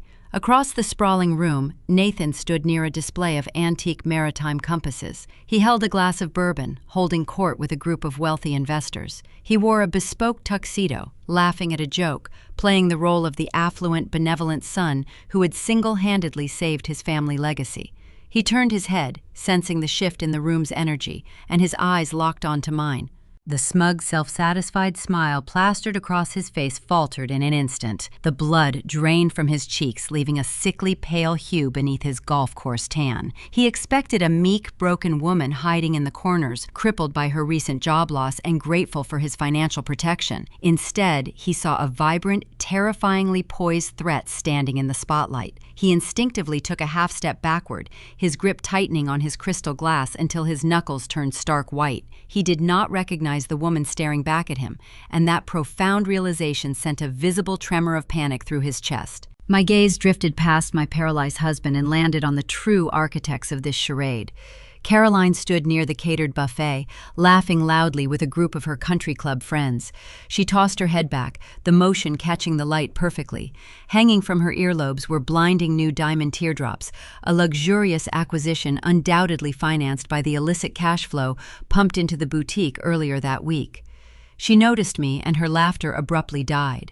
Her eyes widened, scanning the blood-red silk of my gown with a mixture of intense jealousy and sudden unease. Vivian noticed her daughter's reaction and turned to follow her line of sight. My mother-in-law wore an ostentatious silver sequined dress, clutching a microphone she had been using to direct the jazz band. When she saw me gliding across the imported rugs, a look of pure, unadulterated venom contorted her features. She recognized the defiance in my posture. I was directly challenging her fabricated narrative of supremacy. She quickly leaned in toward Caroline, whispering frantically behind her hand, her eyes darting nervously between my approaching figure and the elite guests surrounding them. She tried to maintain her regal composure, but the frantic fluttering of her hands betrayed her mounting anxiety. I did not stop to greet the socialites. I glided seamlessly toward the center of the room, parting the sea of expensive suits and designer dresses with effortless grace. A waiter passed by, offering his silver tray. I reached out and took a tall crystal flute of champagne, lifting it slightly in a silent, mocking toast toward Vivian. The sparkling liquid bubbled against the rim. I took a slow, measured sip, savoring the chilling satisfaction building inside my chest. This was their crowning moment, their desperate attempt to secure their status among the New Orleans elite. The boutique walls were lined with the very inventory they used to launder dirty corporate capital. Faux antique ship wheels, imported silk draperies, and overpriced nautical maps hung beneath the warm glow of Edison bulbs. I recognized the itemized descriptions from the fraudulent invoices I had decoded just days prior. Each piece of decor represented a tangible link in their criminal chain. The elite guests marveled at the displays, complimenting Vivian on her exquisite taste, wholly ignorant that they were admiring the physical evidence of severe financial felonies. I watched a prominent local judge, the very same man Vivian had once claimed could quietly process our divorce paperwork, admire a brass diving helmet. The irony was exquisite. He stood there sipping stolen champagne, evaluating fake inventory, entirely oblivious to the federal trap closing in around the building. As I moved closer to the small elevated stage at the back of the boutique, I spotted a familiar face hiding near the mahogany bar. It was Derek, the sleazy commercial real estate broker. He wore a poorly fitted suit, sweating profusely despite the heavy air conditioning pumping through the venue. He kept checking his phone, looking around the room with the paranoid twitchiness of a man who knew he had crossed a dangerous legal boundary. His corrupt notary stamp had authorized the federal heist, and now he was drinking free liquor to calm his frayed nerves. I offered him a polite, chilling nod. He swallowed hard, quickly turning his back to me and disappearing into the dense crowd. The jazz band concluded their current song, receiving a round of polite applause from the gathered elites. The room hummed with anticipation. Vivian smoothed the front of her silver sequins and signaled the sound technician to adjust the microphone stand. She was preparing to deliver her grand speech, ready to spin a fictitious tale of female entrepreneurship and family loyalty to a room full of people who fed on high society gossip. She wanted to cement her fake legacy. I positioned myself just a few feet from the edge of the elevated stage, standing perfectly still in my blood-red gown. Nathan finally managed to unglue his feet from the floor. He hurriedly pushed his way through the crowd, his face twisted in a desperate attempt to intercept me before I could ruin his mother's spotlight. He reached my side, grabbing my elbow with a tight, warning grip. His breath smelled heavily of bourbon and fear. "What are you doing wearing that?" he hissed under his breath, keeping his voice low to avoid drawing the attention of the nearby guests. "I told you to keep a low profile tonight, Courtney. You are drawing too many eyes. You need to step to the back of the room right now before you embarrass us." Nathan's grip on my elbow tightened a fraction more, a physical manifestation of his slipping control. He leaned closer, trying to use his height to intimidate me. "This is not about you tonight, Courtney," he muttered, his tone laced with venomous condescension. "My mother worked tirelessly to pull this business back from the brink. Do not ruin her moment out of spite just because your own career evaporated." I felt the cool glass of the champagne flute in my free hand. The temptation to hurl the sparkling liquid into his panicked face was strong, but a forensic auditor never sacrifices the long game for a fleeting moment of satisfaction. The true retaliation required patience. It required a public stage. I turned my head slowly, looking down at his hand gripping my arm. I did not flinch. I did not pull away. I simply met his terrified gaze with a look of supreme, icy detachment. I smiled, a genuine expression of pure anticipation. "I am exactly where I need to be, Nathan," I whispered, my voice slicing smoothly through his pathetic authority. "Let go of my arm. The show is about to begin." He hesitated, searching my eyes for any trace of the obedient wife he thought he controlled. Finding nothing but a void, his fingers loosened. He dropped his hand, stepping back into the shadows. I turned my attention back to the stage. Vivian tapped the microphone, the sharp, percussive sounds echoing through the venue, demanding the attention of the elite crowd. It was time for the main event. Vivian cleared her throat, tapping a perfectly manicured fingernail against the steel mesh of the microphone. The sharp, percussive thumps commanded silence across the crowded boutique. The jazz ensemble faded into the background, lowering their brass instruments. She smiled, projecting a radiant, manufactured expression designed specifically to charm the wealthy patrons of New Orleans. "Ladies and gentlemen," Vivian began, her voice dripping with artificial Southern sweetness, "welcome to the rebirth of Delta Heritage. We gathered here tonight to celebrate the enduring spirit of local commerce and the unyielding strength of family." She paused, dabbing her dry eyes with a silk handkerchief. Recent economic shifts tested our resolve, but through the unwavering support of my brilliant son Nathan, we overcame the storm. He provided the vital bridge loan that made this beautiful evening a reality. He is the true definition of a resilient provider. Polite applause rippled through the room. Socialites raised their crystal champagne flutes in a silent toast. Nathan puffed out his chest, soaking in the unearned admiration, while adjusting the cuffs of his bespoke tuxedo. I did not wait for an invitation. I lifted the hem of my blood-red designer gown and walked purposefully toward the elevated platform. The click of my heels cut a sharp, rhythmic path through the applause. Vivian noticed my approach, her fake smile freezing into a rigid grimace. Her eyes darted toward Nathan, silently begging him to intercept my advance, but he remained frozen near the antique compass display, paralyzed by the sheer confidence radiating from my posture. I climbed the 3 short steps onto the stage. Vivian gripped the microphone stand, her knuckles turning stark white under the harsh gallery lighting. She attempted to whisper a threat, but her vocal cords failed her. I stepped into her personal space, reaching out with a steady, unyielding hand. I smoothly slid the microphone from her trembling fingers. She relinquished it without a struggle, suffocated by the sudden shift in gravity. I turned to face the glittering sea of elite guests. The applause died instantly, replaced by a dense, expectant hush. The clinking of glassware ceased. "Thank you, Vivian, for that inspiring tale of entrepreneurial resilience," I announced, my voice echoing crisp and clear over the high-end sound system. I swept my gaze across the room, locking eyes with prominent judges, real estate brokers, and corporate executives. It truly is a heartwarming story. However, she omitted a few crucial financial details regarding her miraculous renaissance. The crowd leaned in, captivated by the sudden, dramatic shift in tone. My mother-in-law forgot to mention that this spectacular party, the imported champagne you are drinking, and the walls of this very boutique are currently funded by a $250,000 fraudulent loan, I stated, letting the numbers hang in the chilled air. My husband secured that capital by forging my signature on a federal banking document, leveraging the historic home I purchased with my own maritime compliance salary. A collective gasp erupted from the front row. Several wealthy patrons lowered their drinks, their faces twisting in profound confusion and mounting alarm. "But the deception extends far beyond a simple domestic theft," I continued, my tone lowering to a razor-sharp edge. "This venue is not a legitimate retail establishment. It is a highly coordinated laundering front. Nathan has been washing illicit funds for his corporate logistics clients through Delta Heritage.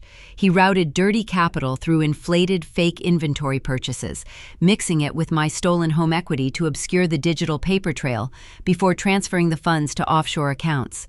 And Vivian proudly signed every single fraudulent inventory manifest to play the role of a successful chief executive officer.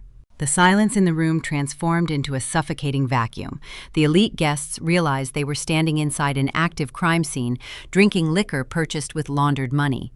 Nathan snapped out of his paralysis, his face contorted in sheer panic. He shoved his way past the wealthy investors, knocking a silver tray of caviar onto the imported rugs. "Turn that off," he shouted, his voice cracking with desperation. He lunged toward the stage, his polished leather shoes slipping slightly on the spilled food. I did not retreat. I pulled my phone from my clutch purse, unlocked the screen, and held the speaker directly against the microphone. I pressed play. Vivian's shrill, unmistakable voice blasted through the venue speakers, recorded just weeks prior in the kitchen of my home. "She is a liability now, Nathan. You need to leave her before her unemployment drains your accounts. I know a judge who will quietly process the paperwork." The recording echoed off the brick walls, entirely shattering the illusion of the benevolent, loving matriarch. The pristine, aristocratic facade crumbled into dust. Before Nathan could reach the bottom step of the platform, the heavy glass doors of the boutique forcefully shattered open. The thick panes cracked and gave way, pushed aside by an overwhelming external force. The humid Louisiana night was instantly pierced by flashing red and blue emergency lights. The harsh strobe effect illuminated the dark French Quarter street outside, casting frantic, alternating shadows across the faces of the terrified socialites. A highly coordinated team of federal agents flooded the venue. They wore dark windbreakers featuring the bright yellow lettering of the Federal Bureau of Investigation and the Internal Revenue Service Criminal Investigation Division. The physical presence of the tactical team sucked the remaining oxygen from the room. They moved with predatory efficiency, fanning out to secure every exit and block the perimeter. The wealthy guests screamed, scrambling backward over each other in sheer terror, desperate to distance themselves from the targeted criminals. The lead federal agent, a tall, imposing man with an uncompromising glare, bypassed the retreating crowd and marched directly toward the stage. His booming voice cut through the chaos, commanding immediate submission. "Nathan Phillips, Vivian Phillips, you are under arrest for bank fraud, wire fraud, and money laundering," the agent declared, his words carrying the finality of a death sentence. Nathan stopped dead in his tracks, raising his hands in a pathetic gesture of surrender. Two agents flanked him instantly. They grabbed his arms, spinning him around and pressing him face first against a display table of imported silk scarves. The cold, sharp snap of steel handcuffs clicking into place echoed over the frantic murmurs of the crowd. Vivian let out a guttural, agonizing wail. She stumbled backward on the stage, her knees buckling beneath her silver sequined gown. She collapsed onto the polished wooden floorboards, hyperventilating as a female agent hoisted her up and began reciting her Miranda rights. The matriarch, who had spent her entire life chasing high society status, was now being paraded in shackles in front of the very people she sought to impress. Near the mahogany bar, the scene descended into further pathetic ruin. Derek, the sleazy real estate broker who had supplied the corrupt notary stamp, tried to slip quietly toward the rear exit. A burly IRS agent intercepted him, driving a shoulder into his chest and pinning him against the wall. Derek burst into tears, weeping openly as the cuffs closed around his wrists. The man who bragged about paperwork being a mere suggestion was sobbing over the real consequences of his fraudulent seal. Caroline, frantic and stripped of her usual arrogance, attempted to hide behind a curtain near the restrooms. The blinding sparkle of her new diamond earrings betrayed her location. An agent ordered her to halt, detaining her for questioning regarding her complicity in the boutique's fake marketing expenses. She shrieked, demanding to call her lawyer, but the agents ignored her pleas. The grand reopening was annihilated. The jazz band had fled the corner, leaving their instruments behind. The opulent crystal chandeliers now illuminated an active federal raid. I stood on the elevated platform, observing the masterful execution of justice from my perfect vantage point. The blood-red fabric of my gown felt like a banner of victory. I had utilized my decade of maritime compliance experience to map their illicit network, track their stolen capital, and deliver them directly to the federal authorities on a silver platter. The agents began marching the shackled prisoners toward the waiting transport vehicles. Nathan was hauled past the stage, his bespoke suit wrinkled and his head bowed in profound shame. He looked up at me one last time, searching for a shred of the obedient, naive wife he thought he controlled. He found only a cold, calculating architect standing over the ruins of his life. The federal trap had functioned flawlessly, removing the toxic parasites from my existence. Yet, there was one final transaction required to close the ledger permanently. As the agents dragged him toward the shattered glass doors, I reached into my designer clutch. The criminal indictments belonged to the government, but the marital execution belonged solely to me. I needed to formally hand him the toxic debt he had created. The flashing emergency lights cast harsh red and blue shadows across the chaotic interior of the ruined boutique. Federal agents systematically cleared the venue, guiding stunned socialites out onto the humid French Quarter pavement. I walked slowly down the wooden steps of the elevated platform, my red silk gown gliding over the imported rugs.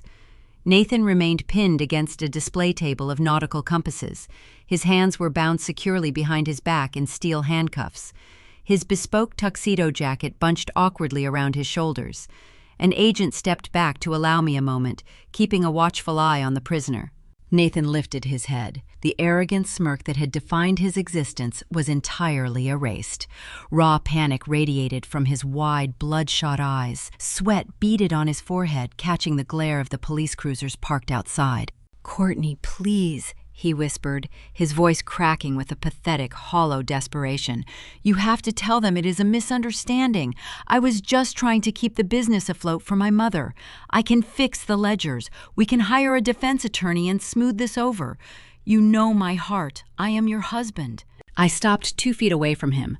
I did not flinch. I did not offer a single ounce of sympathy. I reached into my designer clutch and withdrew a thick, heavily stamped manila envelope. I dropped it squarely onto the polished mahogany table right next to his bound wrists. The thick paper landed with a dull, authoritative thud. "Those are your official divorce papers, Nathan," I stated, my tone clinically detached. He stared at the envelope, shaking his head in frantic denial. "You cannot do this right now. We share everything. The house, the savings, the debt. Louisiana law ties us together. You have to help me fight this." I let a slow, chilling smile touch my lips. "That is the beauty of our state civil code, Nathan. Community property creates a shared burden under normal circumstances. But there is a distinct legal exception for obligations incurred through criminal malfeasance. The $250,000 loan you secured by forging my signature is a product of felony bank fraud. It legally defaults entirely to you. You own every single cent of that toxic debt." His breath hitched. He strained against the handcuffs, leaning closer to the table. "But your savings," he stammered, desperation leaking from every syllable. "You still have your corporate salary. We can use your credit to restructure the liabilities." I stepped closer, lowering my voice so only he could hear the final nail being driven into his coffin. "I lost my job weeks ago, Nathan, but my corporate merger triggered a severance package and stock options buyout totaling over $1.2 million. The color drained from his face, leaving a sickly ashen hue. "And thanks to the separate property declaration you blindly signed on page 14 of those boring administrative disclosures, my capital is untouchable," I continued, delivering the words with surgical precision. "I moved every dime into an irrevocable blind trust managed by an independent fiduciary. On paper, I am destitute. You cannot touch my wealth to pay your high-priced defense attorney. You orchestrated your own federal indictment for a fake retail front while I secured my financial empire right under your nose." Nathan stopped breathing. The reality of my wealth and the realization that he had willingly surrendered his rights to it just to avoid reading some tedious paperwork crushed his remaining spirit. He let out a guttural, agonizing sob. His knees buckled, sending him sliding down the edge of the display table. The federal agent grabbed him by the shoulder, hoisting him back to his feet. "Let us go," the lead agent ordered, dragging my soon-to-be ex-husband toward the shattered glass doors. I watched them haul him out into the humid New Orleans night. The flashbulbs of local news reporters were already popping on the sidewalk, capturing the spectacular downfall of the city's fake aristocratic son. I turned my back on the flashing lights and walked out a side exit, leaving the wreckage of their criminal enterprise firmly behind me. 3 months drifted by, bringing the crisp, cool winds of late autumn to the Mississippi Delta. The toxic chaos of my former marriage felt like a distant, fading nightmare. I sat behind a broad oak desk in my brand-new corporate office. I had utilized a portion of my substantial severance package to launch my own elite maritime compliance consulting firm. My suite occupied the top floor of a high-rise, overlooking the very river where I had spent a decade auditing shipping lanes. The floor-to-ceiling windows offered a breathtaking view of the bustling port, a constant reminder of the sprawling, legitimate industry I now commanded on my own terms. My reputation for ruthless efficiency and flawless regulatory knowledge had preceded me. Within the first 60 days of operation, my client roster filled to capacity. Major international shipping conglomerates sought my expertise to shield their fleets from the exact type of regulatory scrutiny that had just dismantled my former husband. I was no longer a hidden asset, working in the shadows of a corporate hierarchy. I was the chief executive officer of my own domain. The federal justice system processed the Delta Heritage Syndicate with terrifying speed. Nathan recognized the futility of fighting a paper trail mapped out by a senior compliance auditor. He pleaded guilty to avoid a drawn-out, highly publicized trial. A federal judge sentenced him to 7 years in a maximum security penitentiary. He traded his bespoke seersucker suits for a standard-issue jumpsuit, permanently exiled from the affluent society he had tried so desperately to impress. He will walk out of prison deep into his 40s, burdened with millions in court-ordered restitution and a felony record that renders him entirely unemployable in any financial sector. Derek, the sleazy real estate broker who had supplied the corrupt notary seal, faced a similar fate. His state commission was permanently revoked. He wept in the courtroom as the judge handed down a 3-year sentence for his role in facilitating the bank fraud. Caroline, stripped of the illicit funds that fueled her lavish brunches and designer jewelry, faced a brutal social reckoning. The elite circles of New Orleans society slammed their doors in her face. The women who used to toast with her at Antoine's now crossed the street to avoid being associated with a disgraced federal suspect. She was forced to sell her expensive home and relocate to a cramped apartment on the outskirts of the city, drowning in the public shame of her family's exposed crimes. Vivian's punishment was the most poetic. She narrowly avoided a federal prison sentence by eagerly turning state's evidence against her own son. She provided the prosecutors with the detailed logs of the riverboat casino drains, trading Nathan's freedom for her own. But escaping a jail cell did not save her from total ruin.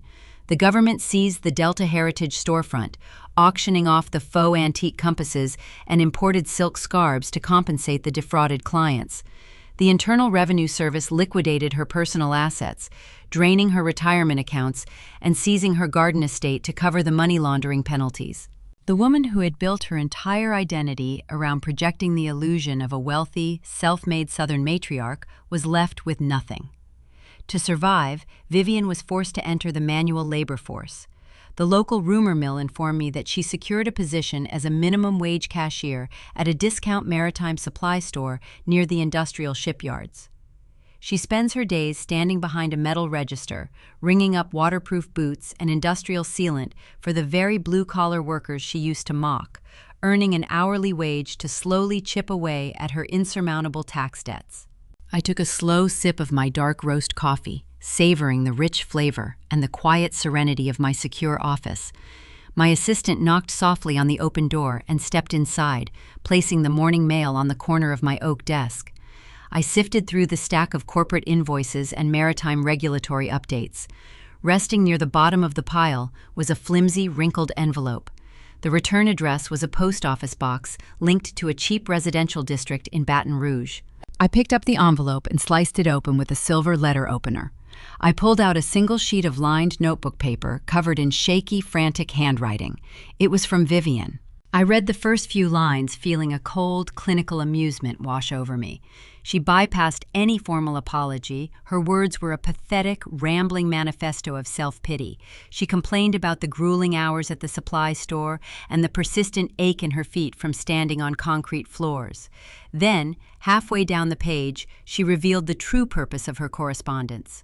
She was begging for a loan. Vivian claimed she needed $10,000 to hire a specialized tax attorney to appeal her IRS levies. She invoked the concept of familial duty, writing that despite our past misunderstandings, we were still connected by history. She desperately promised she would pay me back the moment she got back on her feet, pleading with me to show mercy to a struggling older woman. I stared at the handwritten plea.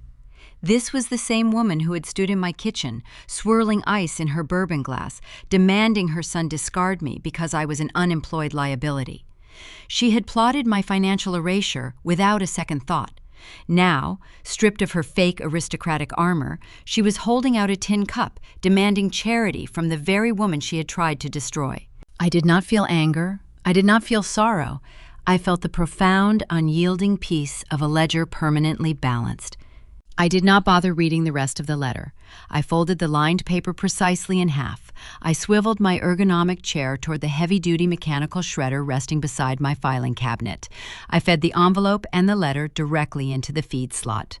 The sharp steel blades whirred to life, grinding her pathetic excuses and demands into hundreds of tiny, illegible white ribbons. The machine hummed to a stop, restoring the pristine quiet of my executive suite. I turned back to the floor-to-ceiling windows, watching a heavy cargo ship navigate the deep bend of the Mississippi River. The muddy waters flowed steadily toward the Gulf, carrying immense weight and unmeasured potential. Society often dictates that we must endure the toxicity of the people connected to us through marriage or blood. They expect us to weather the disrespect, internalize the insults, and sacrifice our own stability to uphold a manufactured image of family unity. But a true strategist knows that enduring abuse is not a sign of resilience. It is a fatal miscalculation in personal risk management. When confronted with parasites who seek to drain your resources and diminish your worth, you do not engage in loud emotional warfare. You do not negotiate with thieves. You quietly gather your evidence, secure your capital, and build an impenetrable fortress. You wait patiently in the shadows, allowing their own blinding arrogance to guide them directly into the snare. I had lost my job, and they believed it made me weak. They assumed my silence was a symptom of defeat. They never understood that silence is merely the sound of a predator analyzing the chessboard. I let them play their foolish games, and when the time was right, I flipped the entire board. I am the architect of my own empire, navigating clear waters, entirely untethered from the wreckage of their sunken lives. Sitting in my new corner office, watching the heavy-laden cargo ships navigate the deep, muddy curve of the Mississippi River, the silence in my life feels fundamentally different now. The storm has passed, leaving behind a profound, highly structured stillness. Looking back at the rubble of my former marriage, the most haunting realization does not stem from the financial theft or the dramatic federal indictments. The true tragedy lies in the generational failure of a mother. Vivian did not merely lose her French Quarter boutique or her personal freedom. She lost her son to a federal penitentiary, and the chilling truth is that she orchestrated his entire descent. The wreckage left in the wake of her overwhelming greed offers a devastating reflection on what it truly means to raise a family, instilling a deep urge to examine the foundations we build for the next generation. We live in a culture that venerates the self-made pioneer.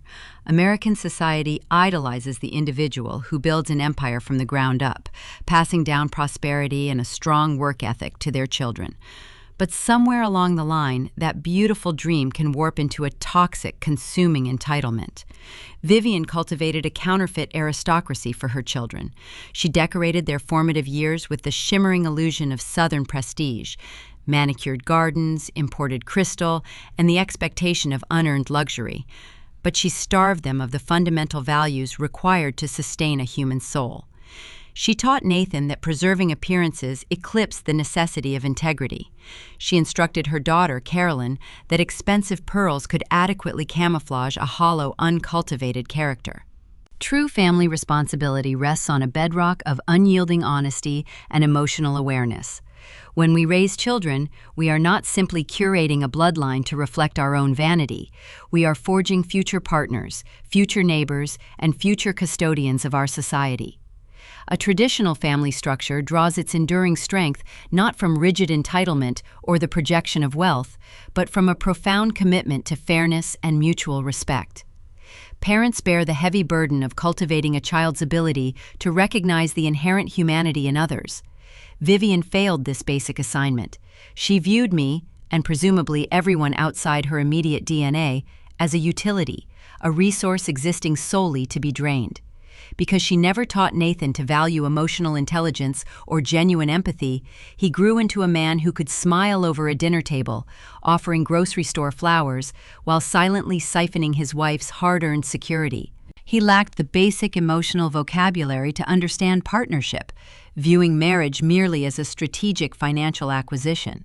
We often hear that a parent's primary duty is to shield their child from hardship. Vivian genuinely believed her maternal obligation was to maintain Nathan's facade of the benevolent, wealthy provider, even if it meant endorsing severe fraud. She enabled his deceit, proudly signing those fraudulent inventory manifests, convinced she was protecting her family legacy. But shielding a child from accountability is not an act of love. It is a slow, methodical poison. By applauding his shortcuts and hiding his failures, she did not save him. She handed him the pen to sign his own federal prison sentence. A mother who refuses to let her child stumble and learn from the fall will eventually watch him plummet from a height he cannot survive.